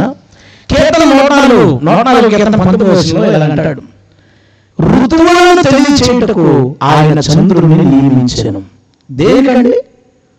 ఋతువులని తెలియజేయడానికి చంద్రుడిని నియమించాడు. అసలు చంద్రుడికి ఋతువులకి సంబంధం ఏంటండి? నేను మీకు చెప్తున్న ప్రతిదీ ఇంటికి వెళ్ళిన తర్వాత, ఈరోజు అప్డేట్ ఏంటి, న్యూస్ ఏంటి, వాట్సాప్ లో ఎవరు హాయ్ పెట్టాడా బయట పెట్టాడు, ఇవన్నీ వదిలి పక్కన. ఈరోజు నేను చెప్పిన ప్రతిదీ నిజమా కాదా ఒకసారి పరిశీలన చేయి. దాంట్లో ఏమని చెప్తాడో తెలుసా? భూమి మీద ఋతువులు రావడానికి కారణం ఈ చంద్రుడు ఒక టిల్ట్ అంటారు దాన్ని. ఒక యాక్సిస్ లో తిరుగుతాడు, 24.5 ఎంత సంథింగ్. ఒక యాక్సిస్ లో తిరుగుతాడు చంద్రుడు. ఎగ్జాక్ట్ ఆ యాక్సిస్ లో తిరగకుండా యాక్సిస్ మారితే ఋతువులన్నీ మారిపోతుంది. ఆ యాక్సిస్ లో తిరిగినంతసేపే ఋతువులు ఎగ్జాక్ట్ టైం వస్తుంది. ఋతువులని స్లిపే, నో డౌట్. 6 ఋతువులు. ఈ 6 ఎగ్జాక్ట్ టైమింగ్ లో ఎందుకు వస్తాయో తెలుసా? చంద్రుడు ఎగ్జాక్ట్ ఆ యాంగిల్ లో తిరిగితే. ఇప్పుడు ఏమైందంటే ఆ కొద్ది సంవత్సరాలుగా మనం చేసిన పాపాలకి, మనమంటే మనతో పాటు అందరూ చేసిన పాపాలకి ఆ యాంగిల్ ఏదైతే ఉందో యాక్సిస్ చిన్నది మారింది. అందుకే ఋతువులు టైమింగ్స్ అన్ని మారిపోయినాయి. అలా మారితే కనుక ఇంకా మారితే ఇక ఏ టైం వర్షం వస్తుందో, ఏ టైం శిశిర ఋతువు వస్తుందో, ఏ టైం చలికాలం వస్తుందో అన్ని మారిపోతాయట. అందుకే ఎవరన్నా మంచిగా కనపడ్డా కనబడలేదు, వారి పాపములు వాటికి గతిని మార్చివేయుచున్నవి అంటాడు. మానవుల పాపాలు ఈ భూమి యొక్క దేవుడి సిస్టమ్ ఉంది, ఆ సిస్టమ్ అంతటిని మార్చివేయడం వల్ల ఈ టైం ఏ టైం ఏది రావాలో జరిగింది. లాస్ట్ టైం సెప్టెంబర్ లో తీవ్రమైన ఎండ నుంచి సెప్టెంబర్ ఏంటి, అక్టోబర్ ఎండ దేవుడు మాట్లాడుతున్న మాట.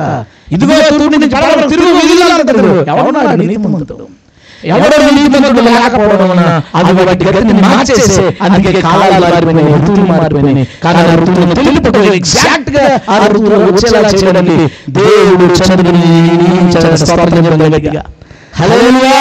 అయితే శాస్త్రవేత్తలు నమ్ముకోలేదు దేవుడు. శాస్త్రవేత్తలు నమ్ముకొనదగిన వాడు యేసు మాత్రమే. దేవుని స్తోత్రం. మిగతా ఏ పుస్తకాలను పక్కన పెడతారు, కానీ బైబిల్ కనుక వారి దగ్గర పెట్టి అలాంటి వాళ్ళ నమ్మి కనపరిచామా? ఆశ్చర్యం, నిజమైన ఆశ్చర్యం. మన దేవుడు ప్రతి ఒక్క విషయంలో కలిగించిన సమర్థుడైనాడు. హల్లెలూయా. జనరల్ మనందరికీ ఒక ఇంట్రెస్ట్ ఉంటుంది, రేపు ఏం జరుగుతుంది, ఫ్యూచర్ ఏంటి అని ఒక ఇంట్రెస్ట్ ఉంటుంది మనందరికీ. అందుకనే అందరం ఎలా బతుకుతున్నారంటే దానివల్లే. నేను నా లైఫ్ లో చాలా దారుణమైన దరిద్ర స్థితి ఎదుర్కొన్నాను ఒక టైంలో, ప్రభు దగ్గరికి రాకముందు. ఆ టైంలో నేను జాగ్రత్త చూసే ఒక అతను నేను కలుసుకున్నప్పుడు అతను చేయి చూపించా. చేయి చూసి 7 సంవత్సరాలు దరిద్రం పెట్టినాడు. అప్పుడు 3 సంవత్సరాలు అయింది, 4 సంవత్సరాలు ఉందన్నాడు. 3 సంవత్సరాలు రోడ్డు మీద వచ్చేసాను నేను. ఏం లేదు, చదువు లేదు, ఆరోగ్యం లేదు, మనశ్శాంతి లేదు, ఏం లేదండి. ఇంకో 4 సంవత్సరాలు చచ్చిపోతానండి అన్నాను. అయితే దీన్ని పరిష్కారం లేదా అని అడిగాను. ఉందని చెప్పి లిస్ట్ ఇచ్చాడు. అన్ని కొనుక్కున్నాను, అప్పు సప్పు చేసి ఖాళీగా తిరిగి డబ్బులు ఉంటాయి. కొన్ని తెచ్చాను. తెస్తే స్నానం చేసి తెల్లవారు కలిసాము, స్నానం చేసామన్నాడు. ఆయన తీసుకున్నాడు, వెళ్ళిపోయాడు. అన్నాడు వెళ్ళిపోయాడు. నీ దరిద్రం నా ఆనందం, నా దరిద్రం పోయింది. వచ్చి శుభ్రం పడుకున్నాను, తెల్లవారు లేచినా పడుకున్నాను. లేచేసరికి నేను ఎప్పుడో చేసిన ఒక దారుణమైన పాప పని ఎప్పటికైతే తెలియదు, నాకు తెలిసిపోయింది. మా అమ్మకి లేచి లేకపోతే దెబ్బలతో లేచాను. వెళ్ళిపోయింది. సాయంత్రం మళ్ళీ అతని దగ్గరికి వెళ్ళిపోయి, ఏంటన్నా నా దరిద్రం పోయిందన్నా? పోయిన దరిద్రం నన్ను పట్టుకుంది. ఏంటి ఎలా చేశానంటే మళ్ళీ చేయగా చూసి, ఓ పని చేయ, నీకు ఇంకో లిస్ట్ ఇస్తాను రేపు రా అన్నాడు. అంటే వాళ్ళకి ఇంట్లో ఏం కావాలో ఎందుకు రాసి ఇచ్చేస్తాను. నాకు అర్థమైంది, నా వల్ల కాదు, నేనేం చేయ మరి ఏం చేస్తాను, నీకు శిష్యుడిగా జాయిన్ అయిపోతాను. జాయిన్ అయిపోయారు. జాయిన్ అయిపోయి పంచాంగాలు వీటితో పాటు చేతి గీతలు నేర్చుకుని అతను ఒకరికి తీస్తే నేను ఒకరికి. నాకు చేతి గీతలు చూడటం వచ్చింది అని తెలిసిన దగ్గర నుంచి ఎవరన్నా చుట్టాలు ఇలా చూపించు చెయ్య చూడరా చెప్పు. మనిషికి ఒక క్యూరియాసిటీ, మీరు నన్ను అడగండి మానేశాను, అయ్యేం కాదు. ఒక క్యూరియాసిటీ మనిషికి ఏంటి అంటే చేతి గీతలో లేదా పంచాంగమో జాతకమో జరగబోయేది తెలుసుకోవాలని ఒక క్యూరియాసిటీ మనిషికి ఉంటుంది. ప్రతి ఒక్కరికే ఉంటుంది ఫ్యూచర్ తెలుసుకోవాలని. అలాంటోడు బైబిల్ కనుక దొరికితే అట్టివాడు నమ్ముకున్న దేవుడు మన దేవుడు. స్తోత్రం. ప్రతి ఫ్యూచర్ విషయాలు రాసేసాడండి. అసలు నీవు ఈ రోజున్న ఏ టెక్నాలజీ అన్నా, కెమెరా ఉంది, స్క్రీన్స్ ఉన్నాయి, ఇంటర్నెట్ ఉంది, న్యూస్ ఛానల్ ఉన్నాయి, లైవ్ టెలికాస్ట్ ఉన్నాయి, ఇవన్నీ రాశాడు బైబిల్లో. ప్రకటన 11వ అధ్యాయంలో తీయొద్దు, ఒక ఇన్సిడెంట్ జరుగుతుంది. ఇద్దరిని యెరూషలేములో చంపేశారు. చంపేస్తే ఈ ఇద్దరిని చూడడానికట 3 రోజుల్లో ప్రపంచంలో అందరూ చూసేస్తారట. ఏమంటే 6 రోజుల్లో 2000 సంవత్సరాల క్రితం యెరూషలేములో ఒకటి చచ్చిపోతే లేదా ఒక ఇద్దరు చచ్చిపోతే వాళ్ళని ప్రపంచం అంతా చూడడానికి ఎంతకాలం పట్టచ్చు? 5 సంవత్సరాలు. ప్రపంచం అంతా చూడాలంటే 6 సంవత్సరాలు దాటే పడుతుంది. ఇలా బాడీలు కుళ్ళిపోయి ఎండిపోయి ఎండిపోతుంది. 3 రోజులు ఎలా చూస్తారు? ప్రపంచమంతా 3 రోజుల్లో చూడబోయే రోజు వస్తుంది అని రాశారు బైబిల్లో. ఆ రోజు ఎలా వచ్చింది? ఇప్పుడు కనుక ఈ రోజు కనుక యెరూషలేములో ఒకటి చచ్చిపోతే ప్రపంచం అంతా 3 రోజుల్లో చూడగలదా? చూడలేదా? ఎందుకు చూడగలదు? నేరుగా చూడాలంటే ఫ్లైట్లు పోవచ్చు రాత్రి, లేదా లైవ్ చూడాలంటే camera, power, live telecast, internet అన్నీ ఉండడం వల్ల ఇది సాధ్యం. మన దేవుడు ఎంత గొప్పవాడంటే ఇవన్నీ కనిపెడతారని 2000 ఏళ్ల క్రితం సింపుల్ గా ఒక వచనం రాసి పడేశాడు. స్తోత్రం. హల్లెలూయా. మన దేవుడు ఫ్యూచర్ ని ఎగ్జాక్ట్ గా చెప్పింది. దేవుడు చీకట్లో రాళ్ళకు 10 చెప్తే అందులో ఒకటి జరగడం కాదు. చీకట్లో రాళ్ళు కాదు, గన్ షాట్. దేవుడు ఒకటి చెప్పాడు, ఇది జరుగుద్ది అంటే అది జరిగిపోద్ది. కారు గురించి బైబిల్లో ఉంది, విమానాల గురించి బైబిల్లో ఉంది, యుద్ధ శకటాల గురించి బైబిల్లో ఉంది, ఆర్మీ గురించి బైబిల్లో ఉంది. ఏంటి ఈ బయోవార్? మనుషులకి మాత్రమే అపాయం కలిగి చెట్లు కానీ మరిదేని కానీ అపాయం రాని ఒక రకమైన యుద్ధం జరుగుతుంది బైబిల్లో. నిజం. ఏమంటే కరోనా వచ్చినప్పుడు ఎన్ని చెట్లు చచ్చిపోయినాయి? అలా చదువుతారండి, గబ్బుకుని సెట్ చేశారు కనుక చెట్లకి ఏమవుతుంది? బయోవార్. చెట్లకు కానీ ఈ ప్రకృతిలో దేని కానీ హాని కలగకుండా మనిషికి మాత్రమే హాని కలిగే ఒక రకమైన యుద్ధం జరుగుతుంది అని బైబిల్లో ఉంది. దేవుడు చెప్పినట్లుగా ఎగ్జాక్ట్ గా మనిషి తప్ప ఎవరికి ఏం కాదు, ఎవరికి ఏం కాదు. కరోనా వల్ల చచ్చిపోయిన కుక్కలేని అరే ఏ ప్రాణికి హాని కలగకుండా మనిషి మాత్రమే చచ్చిపోయేలాగా, ఏ ప్రకృతికి ఇబ్బంది రాకుండా మనిషి మాత్రమే చచ్చిపోయేలాంటి అలాంటి ఆయుధాలు మనిషి అనుకుంటాడు, వాటి ద్వారా మనిషి చచ్చిపోతాడని బైబిల్ చెప్పింది. దానికి శాంపుల్ మనం చూసాం. భయంకరమైన స్తోత్రం. దేవుడు మన భవిష్యత్తుని ఎంత అద్భుతంగా చెప్పాడు, ఎంత అద్భుతంగా చెప్పాడు. మీకు ఇంకో మాట చెప్పింది, నెక్స్ట్ పాయింట్కి వెళ్తారు. ప్రకటన 11వ అధ్యాయంలో ఏమనుంటుందంటే 666 ముద్ర కోసం ఉంటుంది. తెలుసు కదా మీకు? 666 ముద్ర కోసం ఏం రాశాడు ఒకసారి తీస్తారా?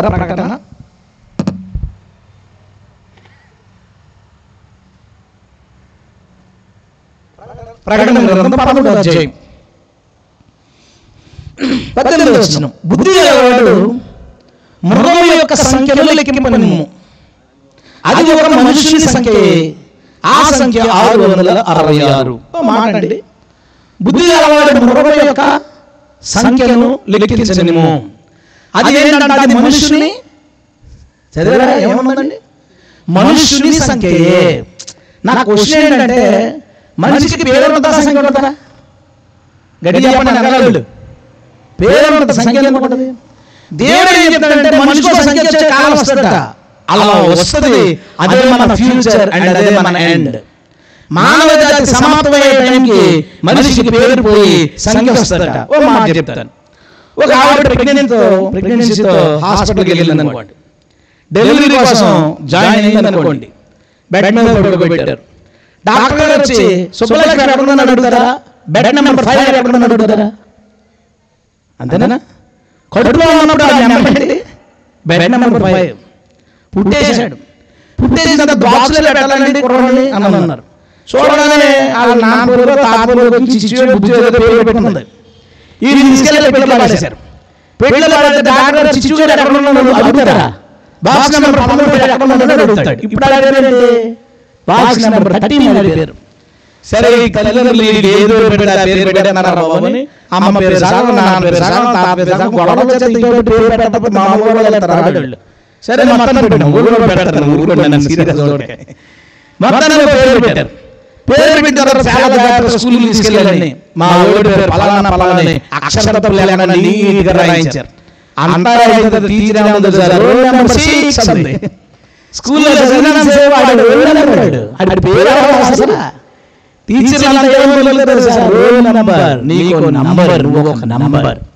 అదే అంటారు. తీసుకెళ్ళి అక్కడ అక్షరత లేకుండా ఆధార్ నెంబర్ అంటాం. ఆధార్ తర్వాత మాట్లాడుకోవడానికి ఫోన్ కావాలి, ఫోన్ రాలేదు. ఏటో రాలేదు, ఫోన్ ఉంటే కుదరదా? ఒక నంబర్ కొనుక్కోవాలా? ఆధార్ నెంబర్ ఇస్తాడు. కొంత సంపాదించుకున్న బ్యాంక్ అకౌంట్ అక్కడికి వెళ్తే ఆధార్ నెంబర్ ఇస్తాడు, అకౌంట్ నెంబర్. బ్యాంక్ వెళ్ళడానికి ఇబ్బంది ఉన్నది, ఏటీఎం కార్డు తీసుకుంటే దానిలో నెంబర్ ఉంటుంది. దాంట్లో డబ్బులు తీసుకున్నారంటే దానిలో నెంబర్ కొట్టాలి. ఏంటది? Pin number. ఇదంతా ఏదైనా అప్లై చేసుకున్నామంటే అది నువ్వు అదే నెంబరు, అదే నెంబరు. అంతా ఫోన్ చేసి మాట్లాడాలి. మీరు ఎవరంటే నేను ఆధార్ నెంబర్ చెప్పు. మరి నా పేరు కాదు, నెంబర్ చెప్పు. ఫోన్ నెంబర్ చెప్పు, ఆధార్ నెంబర్ చెప్పు. ఫోన్ నెంబర్ చెప్పు, ఆధార్ నెంబర్ చెప్పు. పేరు అవసరం లేదు, పేరు అవసరం లేదు. సిమ్ తీసుకోవడానికి వెళ్ళినప్పుడు నా పేరు ఆధార్ నెంబర్ చెప్పండి, నంబరే. దేంట్రా అన్ని నెంబర్లు ఉన్నాయి? పోలేలో బండి కొనుక్కున్నావు, దాని కూడా నెంబర్ ఎత్తాడు. కారు ఉండి దాని కూడా నెంబర్ ఎత్తాడు. ఇల్లు కట్టుకుని నువ్వు అమ్మ నెంబర్ ఎత్తాడు. పోస్ట్ దానికి డోర్కి నెంబర్ ఎత్తాడు. దాని దగ్గర చూస్తాడు నెంబర్ ఎక్కడ ఉందా. మనందరం ఎవరో తెలుసా? నంబర్స్. మనం పేర్లు కాదు, ఇప్పుడు మనం నంబర్స్. మనందరం నంబర్స్. ఆధార్ నంబర్లు, పాన్ నంబర్లు, రోల్ నంబర్లు, అన్ని నంబర్లే, రిజిస్ట్రేషన్ నంబర్లు. ఎవరు పేరుతో సంబంధమేమి లేదు. నువ్వు కనుక ఇంకా ఆ బోర్డు మీద పేరు వేసుకుంటే పేరు నీ నెంబర్ ఎట్ అంటాడు, పేరు తీసి నెంబర్ ఎట్ అంటాడు. దేవుడు చెప్పాడు, ఒక కాలంలో మనుషులు తమ పేర్లు కోల్పోయి వారు నంబర్స్ అవుతారని. ఈరోజు మనమందరం ప్రభుత్వ దృష్టిలో, ప్రతి ఒక్క సెక్టర్ దృష్టిలో మనమందరం నెంబర్స్. ఈ మాట చెప్పిన వాడు మన దేవుడు. స్తోత్రం. నమ్మకమైన దేవుడినా భవిష్యత్తు గురించి ఎవరైనా ఏమైనా తెలుసుకోవాలని అనుకుంటే ఆ క్యూరియాసిటీ ఉన్నవాడు నమ్ముకోదగిన ఒకే ఒక దేవుడు మన ప్రభువైన యేసు. హల్లెలూయా. ఒకసారి మా రెండో అనే బాగా కూర్చొని డ్రింక్ చేస్తాడు. ఆడు దేవుడిని అందరి దగ్గర తిట్టేవాడట. అలాగే ఇలాగా మీ దేవుడు యేసు ప్రభుని తిట్టేవాడు. నేను నమ్ముకున్నాను, నాకు అందరికి ఇష్టం ఉండదు మరి దారుణంగా. నేను వెళ్ళిపోతున్నాను, ఫ్రెండ్స్తో కూర్చుంటాడు. రే ఒకసారి రారా కూర్చోన్నాడు. కూర్చున్నాను. ఏట్రా మీ దేవుడు సంగతే అన్నాడు. ఎందుకు రాప్పుడు అవి అంటే, ఏట్రా మీ దేవుడు మాట్లాడే దేవుడు అట, అంత సీన్ ఉందా మీ ఓడికి అన్నాడు. మాట్లాడతాడని అన్న. దమ్ముంటే మీ ఓడి రమ్మనరా నా దగ్గరికి ఒకసారి, ఆ ఎదవకి ఈ రోజే లాస్ట్ రోజు అవుతాడు. ఎందుకులే అనేది తిట్టలేదు. రమ్మనరా అండి, దమ్ముంటే రమ్మనండి, మాట్లాడే దేవుడు అన్నాడు, నా దగ్గరికి వచ్చి మాట్లాడమని ఆ సంగతి చూస్తాను అన్నాడు. ఇక ఉంటే తిడతాడని వెళ్ళిపోయి ప్రార్థన చేసుకుని, ప్రభా మా అన్నని చంపేయకుండా ఉంచినందుకు మీ స్తోత్రాలు. ఇప్పుడు ఇంట్లో కూర్చున్నారు, క్షేమ పుట్టింది, ఏం చేస్తారు మీరు? ఇది ఎందుకు పుట్టింది, దీని సంగతి ఏంటి? ఎవరన్నా ఆలోచిస్తామా? అది మన ఇంట్లో కూర్చుకుంటున్నా చంపేస్తావు, నువ్వు దాన్ని పుట్ట మీద ఎగేసి తొక్కినా చంపేస్తావు. అది చిన్నది కాబట్టి రూల్స్ కుట్టితే చంపుతావు. దేవుడికి మా అన్నయ్య చీమ కూడా కాదు, చీమ కూడా కాదు. కానీ నలకొండ వదిలేసాడు, ఎంతమంది చోటు ప్రభావం కూడా అయిపోయింది. వాడు రాత్రి తాగి పొద్దున్న 10 గంటలకు లేకడం. ఆ రోజు పొద్దున్న 7 గంటలకు వచ్చింది ఫోను. నాకంగా మేము చోట అటు ఫోన్ చేసి ఇంటి దగ్గర ఉన్నాం, బయటికి రాను, బయటకు వచ్చాను. ఏమైనా పొద్దున్న లేచానంటే మీ దేవుడు రాత్రి కనపడ్డారా బాబు అన్నాడు. ఏమైందిరా అన్నాను. ఒక 4 రోజులు టెన్షన్ అంట, ఒక లైట్ పోల్, ఆ లైట్ పోల్ కూర్చున్నాడు తలబట్టుకుని ఇలాగా. ఒక ఆయన భుజం చేసి ఇటలో తెలియట్లేదా నేను చెప్పనాను అన్నాడంట. ఎవరి వాయిస్ ఎలా ఉందని తల చూసాడంట, భుజం మీద చేయి గురించి. చేయి ఉందంట, వాయిస్ ఆకాశం నుంచి వస్తుందంట. హల్లెలూయా. ఉలిక్కిపోయి శుభ్రంగా లేచిపోయాడుగా హాల్లోకి వచ్చేసాడు. కూర్చున్న సిగరెట్ వెలుగుతున్నాడు, కాదు పడుకోవడం పొద్దున్న పడుకుంటే కాళ్ళ సిగరెట్ కాలుతున్నాడు, టీవీ వేస్తే చొక్కలాడుతున్నాడు, టీవీ రాట్లే. ఈలోపు వాళ్ళ అబ్బాయి గబ్బుకులు లేచి ఏడుతూ మందం దిగి నాన్నుకున్నాడంట. ఏ చేస్తున్నాడంట, మా ఊరు ఎత్తుకుని పడుకోబెడతా, నేను హాల్లో ఉన్నానని వీడికి ఎలా తెలిసింది, వీడు లెగిసి అంత నా దగ్గరికి ఎలా వచ్చాడని నిద్ర పడుకోగానే మళ్ళీ 4 రోజులు జంక్షన్ ఫోన్ కూర్చున్నాడు. కూర్చుంటే మళ్ళీ సేమ్ వాయిస్. పైకి చూశాడు, ఆకాశంలో నుంచి స్వరం వస్తుంది. వస్తుంటే ఇలా రెక్కబడుకుని తీసుకెళ్ళాడంట. ఆకాశం అంతా తిప్పేస్తున్నాడు. తిప్పి ఈ మేఘాలు, ఈ నక్షత్రాలు, ఈ గ్రహాలు, ఈ సూర్య చంద్రులు వీటన్నిటిని సృష్టించింది ఈ చెయ్యనట. హల్లెలూయా. లాగని సముద్రంలో తీసుకెళ్ళాడంట. రాత్రంతా సముద్రం తిప్పాడంట. ప్రతి జీవిని చూపించాడంట. ఈ సృష్టి అంతా తిప్పాడంట. అడవిని చూపించాడంట, అడవిలో జంతువులను చూపించాడంట. వీళ్ళు ఎప్పుడు చూడమన్నీ చూపించి తెల్లవారుదాకా తిప్పి వీటన్నిటిని చేసింది ఈ హస్తమే అన్నట. హల్లెలూయా. వాడు అన్నాడు కదా, నీ దేవుడు మాట్లాడేవాడు. హల్లెలూయా. నమ్ము నువ్వు, నా దేవుడు మాట్లాడే దేవుడు నమ్మితే నీతో దేవుడు మాట్లాడతాడు. హల్లెలూయా. ఎందుకంటే ఆయన ఏమి చెప్పినా దాన్ని నమ్మదగిన దేవుడైనా, నమ్మదగిన దేవుడైనా. ఇక ఏ సమయంలో నిన్నగా మనం స్వామి ఫోన్ చేసి నేను చచ్చికట్టుకుంటూ మా ఇంట్లో ఎవరు అడిగట్లేదు, వీడు చచ్చికట్టుకున్నాడు. వాడు వచ్చి 70,000 పెట్టి టైం చేసుకోవడానికి. ఎందుకు తెలుసా, ఒకే ఒక్కసారి నా దేవుని వాయిస్ అన్నాడు. హల్లెలూయా. నమ్మదగినవాడు. ఈరోజు క్రైస్తవులుగా నమ్మలేదు. మన వాళ్ళందరూ మీ దేవుడు మాట్లాడతాడు, మాట్లాడతాడంటాం. నీతో మాట్లాడాడు తెలియదు సార్, లేదు సార్. ఈ రాత్రి అడుగు, ప్రభువా నువ్వు మాట్లాడే దేవుడు కదా, నాతో నువ్వు మాట్లాడు. హల్లెలూయా. నాతో నువ్వు మాట్లాడు. నువ్వు నమ్మదగిన దేవుడు, నువ్వు నమ్మదగిన దేవుడు.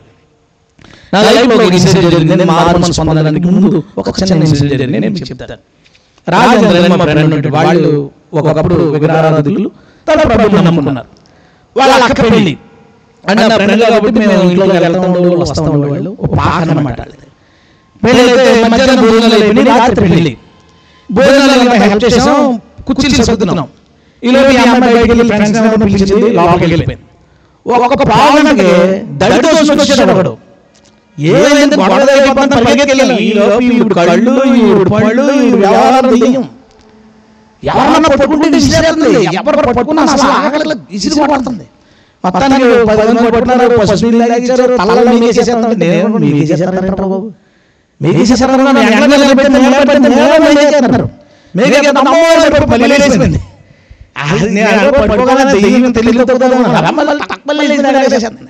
ఎగరేసేస్తే ఒక ఆవిడ పాస్టర్ గారు ప్రార్థన చేపిద్దాం.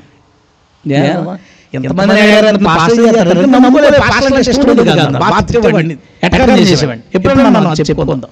అయితే తీసుకొస్తే లోపల కూర్చోబెట్టి పట్టుకుని మేము చాలా ఇంట్రెస్టింగ్ గా ఉంది. నాకు ఇంట్రెస్ట్ కాయిన్ పెట్టి అప్పుడు అది వచ్చాడు. వచ్చి తల చేసి ఎందుకు వచ్చావు అన్నాడు. ఆవిడ తాగేసి ఆనందం పడాలి. ఈ పాస్టర్ గారు మన తెలుగు ఊరంతా ప్రచారం చేద్దాం, నాకు ఎంత ఊరిపోతున్నాను మనసులో. అరే దొరికాడు, సైలెంట్ అయిపోయాడు, తల దించుకున్నాడు, వెళ్ళిపోతే ఆ పిలిచిన ఆవిడ తల చేసుకుంది. మరి నా ఆనందం చూడాలి, నాకు ఇక్కడ పట్లైపోతున్నాను ఆనందం. మొత్తానికి ఏదో ప్రయోగాలు చేశారు, అరిశారు, ఇవి ఉంటాయి కదా యాపై ఇచ్చి కొట్టారు, పోయినారు దెయ్యం.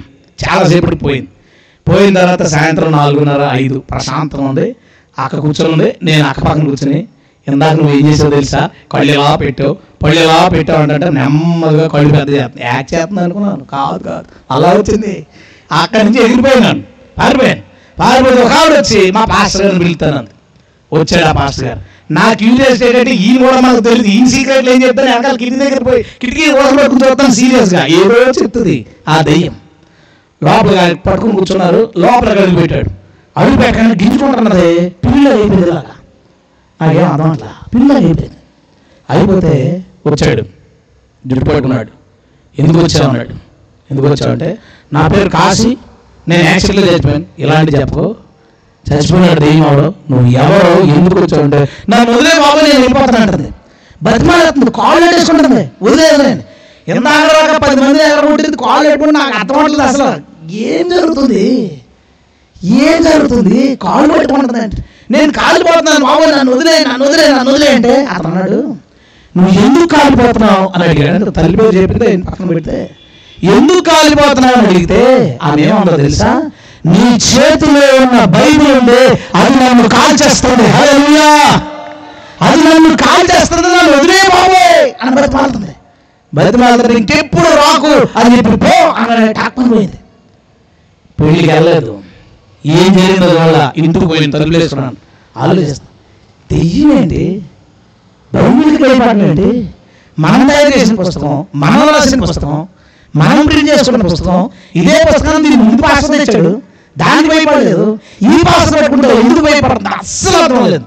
అప్పుడు క్రైస్తవుని గెలిచాను. ఏం జరిగింది, ఆ వెనకాల వచ్చిన వ్యక్తి నిజదేవుని నమ్ముకున్నాడు.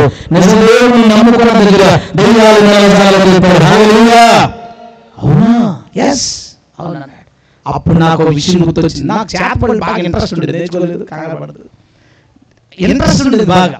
ఇంట్రెస్ట్ ఉంటే ఒక పట్టుకున్నాను, మొత్తం చేపలు నేర్పించమని పట్టుకుంటే మంత్రాలు రాసిచ్చాడు, బేదాక్షరాలు అంటాడు, బేదాక్షరాలు అవి రాశాడు. అంతా రాసుకున్న తర్వాత సాగర్ వెళ్ళాలి చెప్పాడు.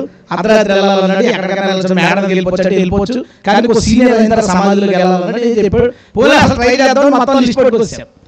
ఇంటికి వచ్చి డౌట్ వచ్చి మళ్ళీ వెనక్కి వెళ్ళాను. మధ్యలో మానేద్దాం అంటే ఏంటి అన్నాడు. మధ్యలో మానడానికి కుదరదు, వదలమన్నాడు.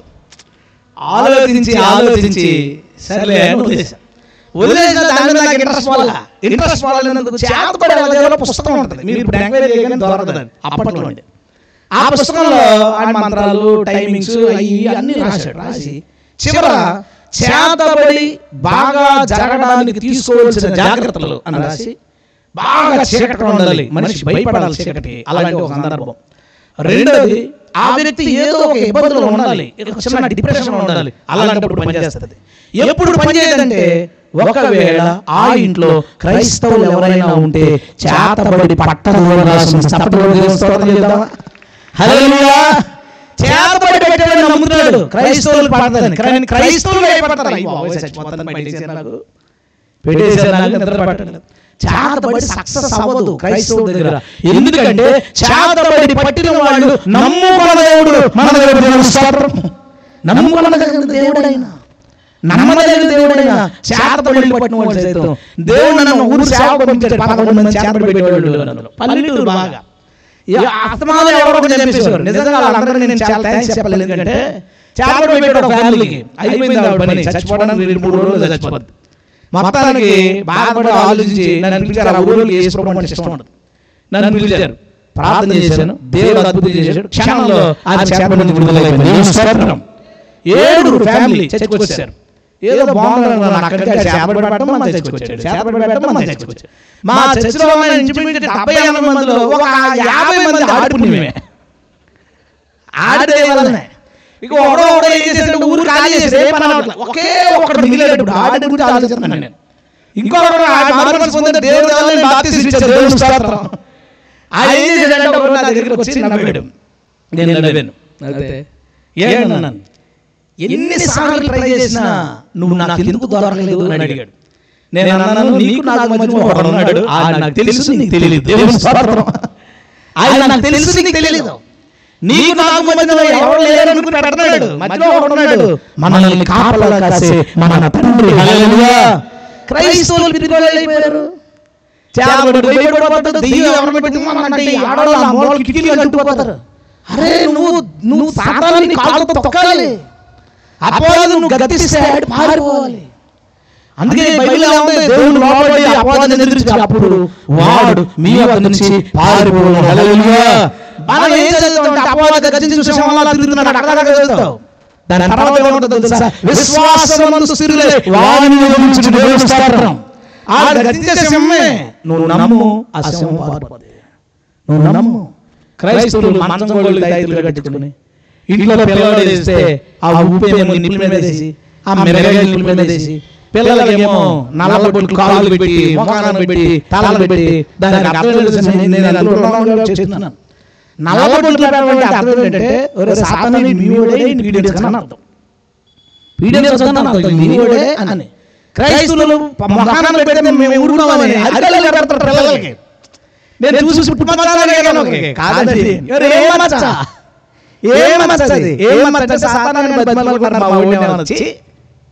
ఏం నమ్మకత్వం ఉంది నీకు, ఏం రోషం ఉంది నీకు. చావు బ్రతుకు నిమిషంలో చచ్చిపోవడానికి క్షణంలో కూడా యేసుని బ్రతికించగలడు. హల్లెలూయా. ఎన్ని కార్యాలు చేశాం, ఎన్ని కార్యాలు చేశాం. ఎంత ఇప్పుడు ఊరెళ్ళాలనుకోండి, చుట్టాలు అంటారు, ఆ ఊరెళ్ళకు అక్కడ చేపలు పెడతారంటే అమ్మ ఊరు పోతానే, ఏమి కదా ఆడి సంగతి చూద్దాం. ఆడు దెయ్యాన్ని పట్టుకున్నాడు, మనం చెప్పండి మనం ఎవరు పట్టుకున్నాం? దేవుని పట్టుకున్నాం. ఆడు దెయ్యాన్ని పట్టుకుంటే మనం దేవుని పట్టుకుంటాం. దేవుని ఆడిపోతుంది. అయితే మనం నేర్చుకోవాలంటే పుస్తకాలు కదా, ఇది ఆడిపోయి పడుతుంది. ఆడి దగ్గర పంపేంటారు బాబని. ఒక 2 సార్లు 3 సార్లు ఆడి దగ్గర ఇంకా అక్కడి నుంచి నుదురు బొట్లేదా పెట్టడం ఎవరికి.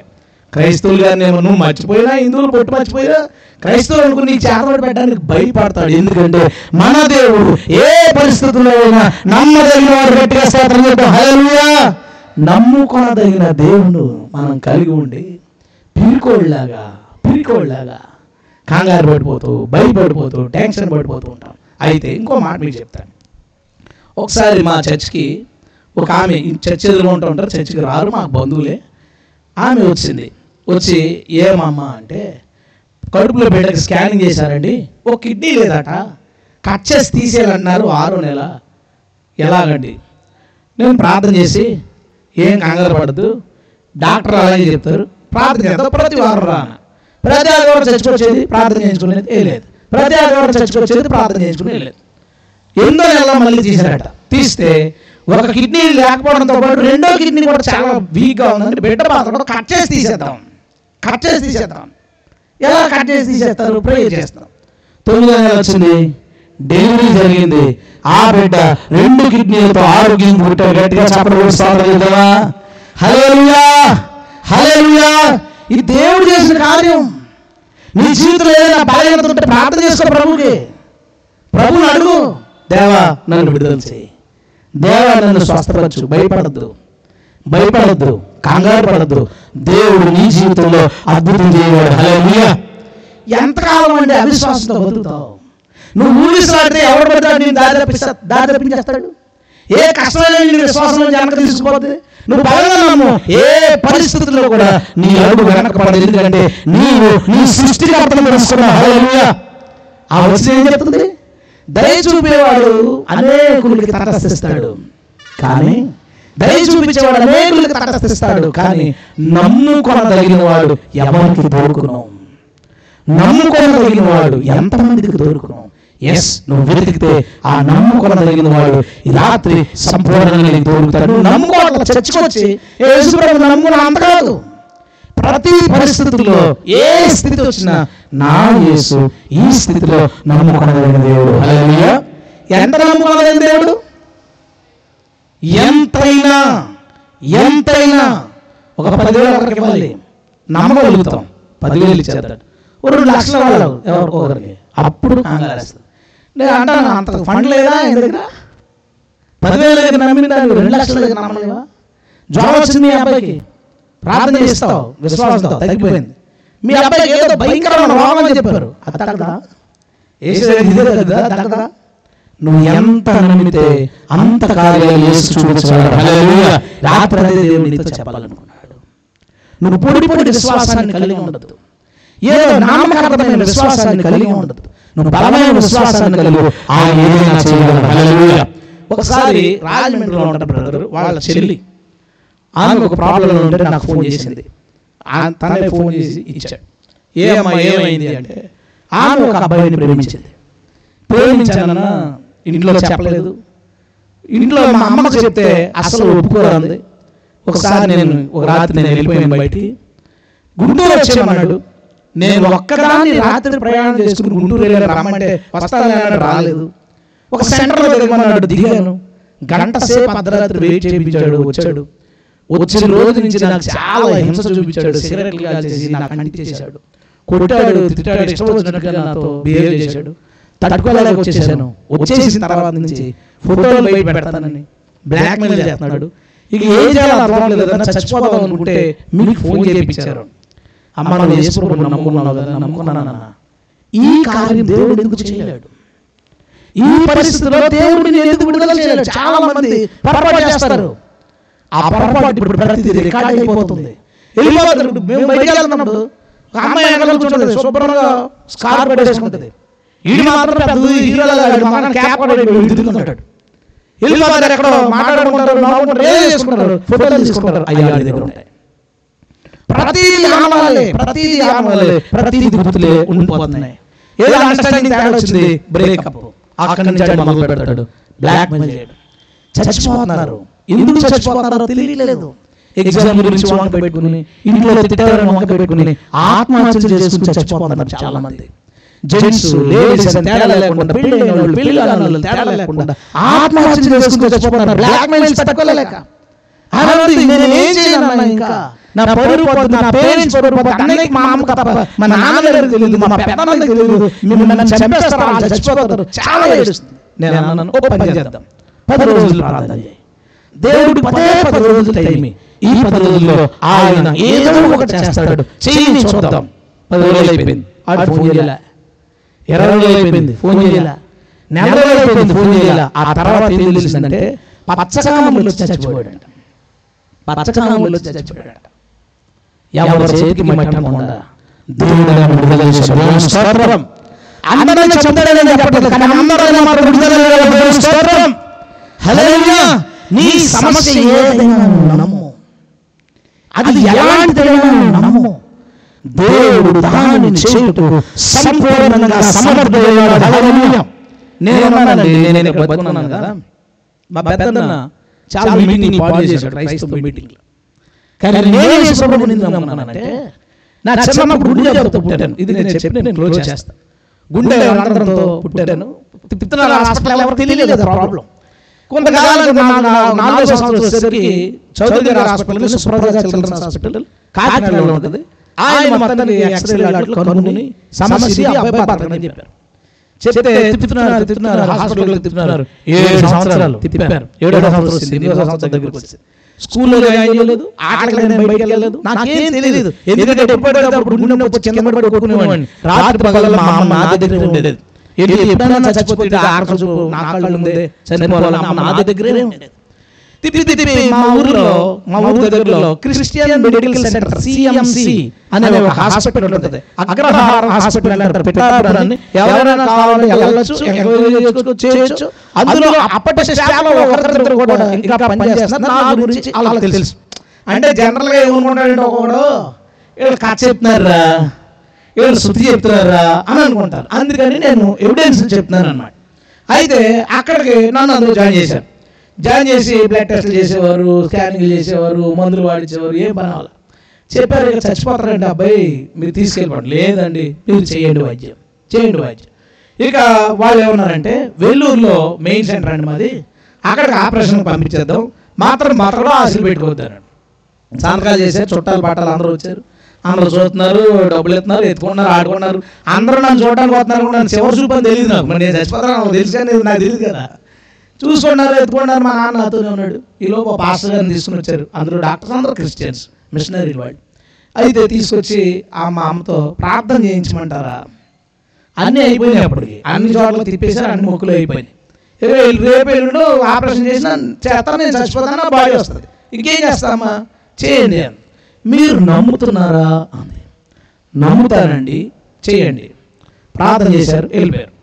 వాళ్ళు రాత్రి మా అమ్మమ్మ ఉంది, రోజు ఒకరు ఉంటారు కదా హాస్పిటల్లో, వాళ్ళు నా దగ్గర మా అమ్మమ్మ ఉంది.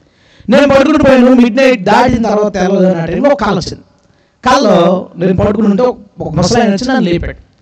లేస్తే బట్టతల నుండి భుజాల దాకా బని నుండి పంచ కాళ్ళు మధ్యలో నుంచి కట్టుకుని ఉన్నాడు, చామన్ చాయి ఉన్నాడు, రౌండ్ వేసి. ఆయన లేపి నా చేయి చాపన్నాడు. చేయి చాపాను, చేతిలో పౌడర్ వేసాడు. పౌడర్ వేసి నాకు అన్నాడు. నేను నాకుతుంటే పొల్లగా తీగా పల్లపొడిలాగా ఉంది. అప్పటికి పల్లపొడి పేస్ట్ లేవు. సో పల్లపొడి నాకుతున్నాడు. మా అమ్మమ్మ నన్ను లేపి ఏంట్రా చేస్తున్నాను, తాతయ్య ఇటు చూశాను. చూస్తే తాతయ్య ఏంట్రా అంటే తాతయ్య వచ్చాడు, పౌడర్ వేసాడు అని చెప్పేసి పడుకుని పోయాను. మా అమ్మమ్మ కంగారు చెప్పాను కదా, మా అమ్మమ్మ గారులో చేతపడలేదు. మా తాతయ్య అప్పుడు చేతపడితే చెప్పేశాను. మా అమ్మమ్మ ఏమనుకుందంటే ఎల్లుండి ఆపరేషన్కి వెళ్తున్నాడు, ఈరోజు రాత్రి ఎలా జరిగిందంటే చేతపడి పెట్టి చచ్చిపోతాడు అనుకున్నాను. ఎవరు వచ్చినా చుట్టాలు పట్టాలి, అదే లాస్ట్ రోజు మరుసటి రోజు పంపేస్తారు. ఎవరు వచ్చినా సరే అందరికీ చెప్తుంది కాళ్ళ కాళ్ళు ఎలా జరిగింది, ఎలా జరిగింది. నన్ను తీసుకెళ్లారు, మొత్తం ఎక్స్రే చేశారు, స్కానింగ్ చేశారు, బ్లడ్ టెస్ట్ చేశారు. ఫైనల్ రిపోర్ట్స్ నాతో కలిపి పంపడానికి అన్ని చేశారు. నా రూమ్కి పంపించేశారు.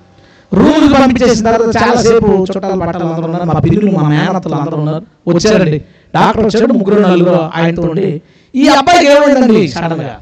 వెంటనే మా అమ్మమ్మ రాత్రి ఇలాగ కళ వచ్చిందన్నాడండి, కళ్ళలో పౌడర్ వేసాడట, ఇలా నాగాడట. ఏమైంది అంటే ఆ కవర్ నుంచి నా ఎక్స్రే తీసి ఈ అబ్బాయికి ఉన్న గుండెలు అందరం పూడుకుపోయింది, ఇంటికి తీసుకున్నాడు. హల్లెలూయా, హల్లెలూయా. అలా బతికాను నేను అలా బతికాను. అందుకే నేను బైబిల్ గురించి చెప్పడానికి బతికించాడు. యేసు ప్రభువు ఉన్నాడని నీకు రుజువు కావాలంటే నేను నీకు కనబడితే యేసు ఉన్నాడని స్తోత్రం. ఆ రోజు మా పిల్లలు ఇద్దరు, మా మేనత్తలు ఇద్దరు యేసు ప్రభువుని నమ్ముకున్నారు. నేటికి ప్రభువులో ఉన్న దేవుని స్తోత్రం. అలా ఎవరికి సువార్త చేయలేదు ఎవరు. నా జీవితంలో దేవుడు చేసిన అద్భుతం మా అమ్మ యొక్క చిన్న నమ్మకం. వెంటనే వాళ్ళు చెప్పారు, మీ అబ్బాయి యేసుక్రీస్తు బ్రతికించాడు, మీ అబ్బాయి చచ్చిపోయాడు, బ్రతికించారు. ఎప్పటికైనా యేసయ్య సేవ చేస్తాడంటే మా అమ్మ అడిగింది, యేసు ప్రభువు ఎలా ఉంటాడని అడిగింది. మా ఊరికి సువార్త రాలేదు, యేసు అంటే ఎవరో తెలియదు. ప్రార్థన చేస్తామంటే చెయ్యండి బతుకుతాడంటే అనే ఒక నమ్మకం. ఆయన అంటే ఏంటో తెలియకపోయినా, ఆయన పవర్ ఏంటో తెలియకపోయినా, ఆయన గురించి వాక్యం తెలియకపోయినా, ఆయన మీద నమ్మకం పెట్టుకుంటే ఆయన అలాంటి వారు కూడా నమ్మదగిన దేవుడు అద్భుతాలు చేస్తాడని దేవునికి స్తోత్రం. హల్లెలూయా. అలాంటి ఆశ్చర్య కార్యాలు చేసే గొప్ప దేవుని మనం నమ్ముకున్నాం. అంత గొప్ప దేవుని మనం ప్రకటిస్తున్నాం. చదువుకున్నవాడు, చదువుకున్నవాడు, మానసిక అశాంతి, అనారోగ్యం, దయ్యాలు, శాపలు, ఇలా ఒకటానండి. ఈ లోకంలో ఎన్ని రకాల సమస్యలతో ఎంత మంది ఉన్నా అందరూ కూడా నమ్ముకొనదగిన వాడు మన ప్రభువైన యేసు. గట్టిగా స్తోత్రం చెప్దామా? హల్లెలూయా. అందుకు మొదట నీవు నమ్మి, నేను నమ్మకం ద్వారా గొప్ప కార్యాలు చూడు. నీ కుటుంబంలో గొప్ప కార్యాలు చూడు. ఎగ్జామ్స్ ప్రార్థన చేయి, దేవుడు సహాయం చేస్తాడు. ర్యాంక్ కావాలి, ప్రార్థన చేయి. జాబ్ కోసం ప్రమాణించడం, నీవు ఏదంటే అది. ఆయన చేయలేదు ఏది ఉండదు. నేను చెప్తే మీకు వెటకారంగా కనబడచ్చు. నా కంప్యూటర్ ప్రాబ్లం వస్తుంది, నేను ఏం చెప్తాను తెలుసా ప్రభా, ఈ సబ్జెక్ట్ నీకు తెలుసు కదా, నీకు తెలియదు. ఇప్పుడు కంప్యూటర్ పెట్టాడు, ఈ బ్రెయిన్ అని పెట్టాడు, దీన్ని ఎవరు పెట్టాడు, ఆయన పెట్టాడు. ఆయన పెట్టిన బ్రెయిన్ కంప్యూటర్ తెలియదు ప్రభా, దీన్ని బాగు చేయి, దీన్ని బాగు చేయి. కాసేపు అది పని చేస్తుంది, అది పని చేస్తుంది. ఒకసారి ఒక మీటింగ్ వెళ్ళినప్పుడు దగ్గరలో పెట్రోల్ అయిపోయింది, ఆగిపోతుంది. నేనేం ప్రభా, భూమి లోపల పెట్రోల్ పెట్టినాడు, బండి ఎందుకు పెట్టలేదు తండ్రి, కొద్ది దూరంలో బంకుంది, అక్కడ పడడానికి సహాయం చేయి. ఇచ్చాడు దేవుడు, వెళ్ళిపోయిందండి. దేవుని స్తోత్రం. నువ్వు నమ్ము నీ అవసరంలో, నువ్వు నమ్ము నీ అవసరంలో ఏదైనా చేయుటకు ఆయన సమర్థుడు. అలాంటి దేవుడిని తెలుసుకున్న మనం ధన్యులను. అయితే తాను పవర్ని వాడుకోకపోతే మనకంటే దౌర్భాగ్యులు ఎవరు? యవనస్తులు ఆ మాటలు వినండి. నీ జీవితంలో ఏమి జరిగినా, ఏ సమస్య వచ్చినా, నీ ప్రాణ స్నేహితుడు, నీ కోసం ప్రాణం పెట్టినవాడు, నీ కోసం ఏదైనా చేయగలిగిన ఒక స్నేహితుడు ఉన్నాడు. ఆయనతో షేర్ చేసుకో, ఆయన నీ ప్రాబ్లం సాల్వ్ చేస్తాడు. హల్లెలూయా. అది ఏదైనా కొన్ని పేరెంట్స్ చెప్పుకోగలిగిన చెప్పలేనంటే యేసుకు చెప్పు, ఆయన సాల్వ్ చేస్తాడు. నీ హెల్త్ ప్రాబ్లం ఎలాంటిది, ఏ సమస్య అయినా యేసు ఆ సమస్యలో నమ్ముకొనదగిన దేవుడు ఉన్నాడు. దేవుని స్తోత్రం. అందరూ లేచి నిలబడతారా? ప్రార్థన చేసుకుందాం. తండ్రి నీకు స్తుతులు. హల్లెలూయా హల్లెలూయా హల్లెలూయా హల్లెలూయా. స్తోత్రం తండ్రి. అందరూ కూడా ప్రార్థిద్దాం. తండ్రి నీకు స్తుతులు, తండ్రి నీకు స్తుతులు, తండ్రి నీకు స్తుతులు. ఆశ్చర్యకరుడా, ఆశ్చర్యకరుడా, నీకు స్తోత్రాలు ప్రభువా. నీవు నమ్ముకొనదగిన దేవుడై ఉన్నావు. నీ వాక్యము చరిత్ర దగ్గర నిలబడుతుంది. నీ వాక్యము సమాజం దగ్గర నిలబడుతుంది. నీ వాక్యము సైన్స్ దగ్గర నిలబడుతుంది. నీ వాక్యము ప్రతి సమస్య ముందు నిలబడుతుంది. నీ వాక్యము, నీ మాట దురాత్మలను నిలబడుతుంది. చీకటి శక్తుల ముందు నిలబడుతుంది. మానసిక అశాంతి ముందు నిలబడుతుంది. నీ ఎలాంటి వాడు అంటే ఎవరైనా నమ్ముకొనదగిన దేవుడు. ఎలాంటి పరిస్థితుల్లోనైనా నమ్ముకొనదగిన దేవుడు. ఎంతైనా నమ్ముకొనదగిన దేవుడు. మేము నమ్మితే ఏదైనా చెట్టుకు సమర్థుడే. ఇంత గొప్ప మార్గంలోనికి మమ్మల్ని పిలిచినందుకు నేను స్తుతించుకుంటున్నాను. ఇంత గొప్ప భాగ్యం మీరు మాకు ఇచ్చినందుకు నేను స్తుతించుకుంటున్నాను. ప్రభువా, నిన్ను ప్రకటించడానికి మేము సిగ్గుపడము. మేము నిన్ను నమ్ముకున్నామని చెప్పుకున్నట్టుకు సిగ్గుపడము. ఎందుకంటే సత్యాన్ని మేము నమ్ముకున్నాం. సత్యమైన వారిని నమ్ముకున్నాం. సత్యం పలికిన వారిని నమ్ముకున్నాం. నేను సిగ్గుపడ. దేవా, దేవా, మా ప్రాంత వాసులందరి కన్నులు తెరిచి అందరిని అంగీకరించడానికి కృప దయచేయండి. ఇక్కడ చాలా రకాల ఇబ్బందులు, సమస్యలతో వచ్చిన వారు ఉండవచ్చు. దేవా, మీరు గొప్ప వారన్న నమ్మకం వారికి కలగచేయండి. ఈ రాత్రి శక్తి కలిగిన నిన్ను వారికి ఇచ్చి వెళ్తున్నాం ప్రభువా. ఈ మీటింగ్ లో శక్తి కలిగిన నిన్ను ఇచ్చి వెళ్తున్నాం ప్రభువా. బైబిల్లో రాయబడిన యేసుక్రీస్తు ఒక పేరు ఇచ్చి వెళ్ళడం లేదు. బైబిల్ రాయించిన సర్వశక్తి కలిగిన దేవుని ఇచ్చి వెళ్తున్నాం ప్రభువా. వారి జీవితాల్లో ఎలాంటి సమస్య వచ్చినా నీ శక్తిని ఆడుకోవడానికి కృప దయచేయండి. పైకి భక్తి మాత్రం ఉంటే కాదు, నీ శక్తిని ఆశ్రయించే కృప రాత్రి నుంచి ప్రతి ఒక్కరికి దయచేయమని ప్రార్థిస్తున్నాను. సమస్యలో, వేదనలో, ఇబ్బందులు, ఒంటరితనంలో నీ పాదాల వద్ద మోకరించి గొప్ప సమాధానం పొందుకోవడానికి సహాయం చేయండి. దేవా, పీడించబడుతున్న వాళ్ళు ఎవరైనా వస్తే ప్రార్థిస్తున్నా, నజరేయుడైన యేసు నామములో ప్రతి పీడలు పోవుగాక, ప్రతి చీకటి తొలగిపోవుగాక, ప్రతి దైవ శక్తి తొలగిపోవుగాక, ప్రతి రోగులు పారిపోవుగాక, ప్రతి అశాంతి పారిపోవుగాక, మానసిక ఆందోళనతో, దుఃఖంతో, వేదనతో నలిగిపోతున్న అందరూ యేసు నామములో గొప్ప సహాయం, గొప్ప ఆదరణ ప్రతి ఒక్కరు పొందుకొందురుగాక. యేసు, యేసు నీ ఆధారం. మా మనకలలో గుర్తించేవారు మేము చేసే ప్రయత్నాన్ని పాడు చేయరు. మా చుట్టూ ఉండవచ్చు, కానీ మా చుట్టూ కానీ మాలో ఉన్నావు, మాతో ఉన్నావు. మా పైన అభిషేకము నాన్న, మా పైన ప్రభావం నాన్న. అందుకే ధైర్యంగా ఉన్నాం ప్రభువా. బ్రతికి నీ కొరకు, చచ్చిపోయిన నీ కొరకు, హల్లెలూయా. బ్రతికి నీ కొరకు, చచ్చిపోయిన నీతోనే. అట్టి దోషం గలవారమై, విశ్వాసం గలవారమై, ఎన్నడూ అడుగు పక్కన పడని లోతైన బలమైన నమ్మకత్వాన్ని మేము ఎదగపరచడానికి సహాయం చేయండి. ఎందుకంటే దయచూచే వాళ్ళు మనకి ఎంతోమంది ఆశపడతారు, కానీ నమ్మకమైన దేవుడు ఒక్కసారి దొరుకుతాడు, దొరుకుతాడు, కొంతమంది దొరుకుతాడు.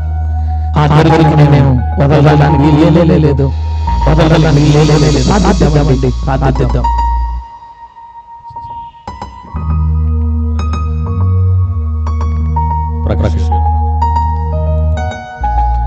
సకల సర్వలోకములకు కారణముడైన మా పరలోక తండ్రి,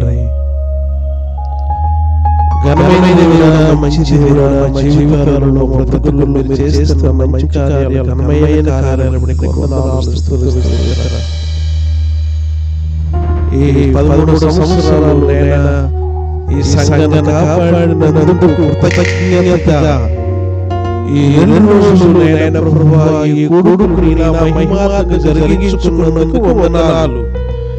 రాత్రులు ఆంధ్రశేఖర్ గారు నిలబెట్టుకుని నాయన నువ్వు మాట్లాడారు.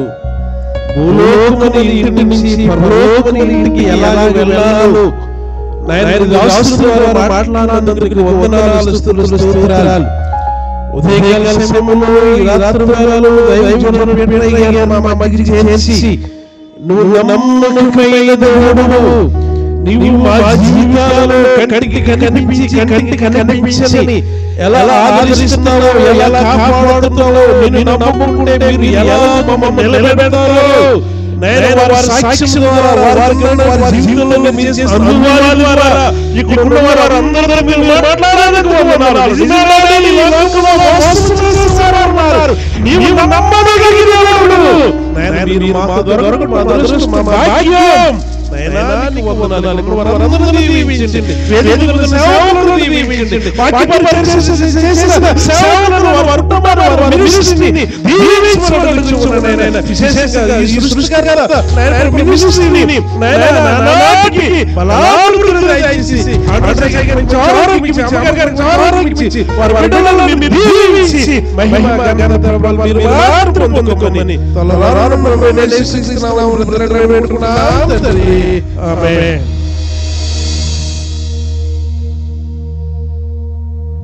కూర్చోండి ఒక నిమిషం. నిజంగా మేము దేవుని మాట చేత ఆశీర్వదింపబడ్డాము అన్నవారు చేతి పైకి దేవుని స్తోత్రాలు చేస్తారా? హల్లెలూయా హల్లెలూయా.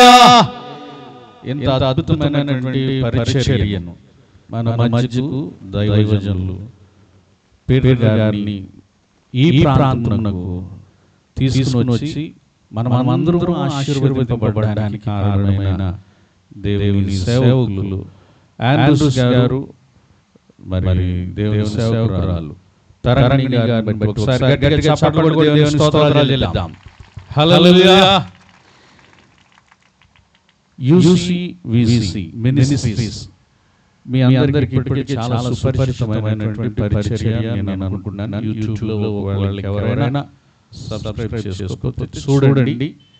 మీరు అందులో ఉండేటువంటి దైవ వర్తమానాలు, షార్ట్ ఫిల్మ్స్ అనేకమైన పాటల ద్వారా చాలా ఆశీర్వదింపబడతారు. తెలియని అనేకమైన సంగతులు తెలుసుకుంటారు. అలాగే ఈ పరిచర్యల ద్వారా దుర్బోధలపై అవగాహన సదస్సులు ప్రతి పట్టణాల్లోనూ ప్రతి మండలాల్లోనూ కూడా ఏర్పాటు చేస్తారు. నేటి అంత్యకాలపు సంఘం నిజముగా దేవుడు కోరుకున్నటువంటి ముడత మచ్చ కళంకం డాగులు లేకుండా సత్యమనే పునాది మీద సత్యమును గూర్చిన అవగాహనలో నిజమైనటువంటి బోధనా అంశాల మీద స్థిరపరచబడి దేవుని రాకడ కొరకు సిద్ధపరచబడాలి.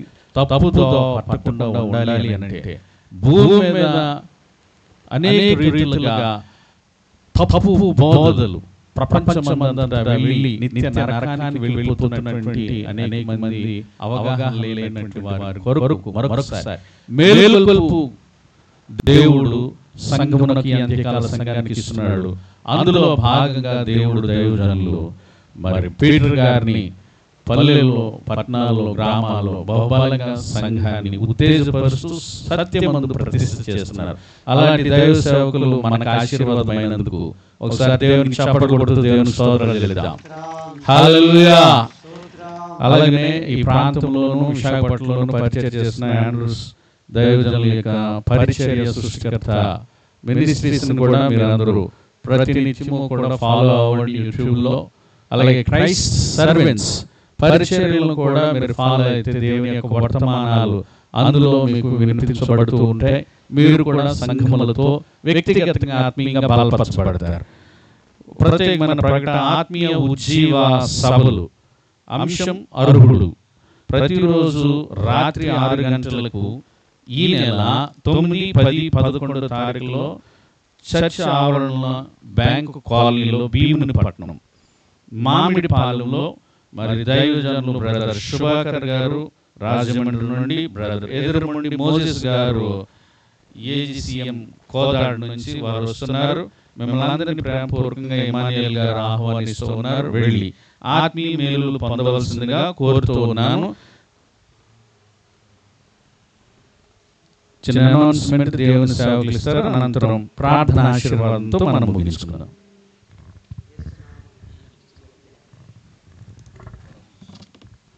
యేసు నామానికి మహిమ కలుగును గాక.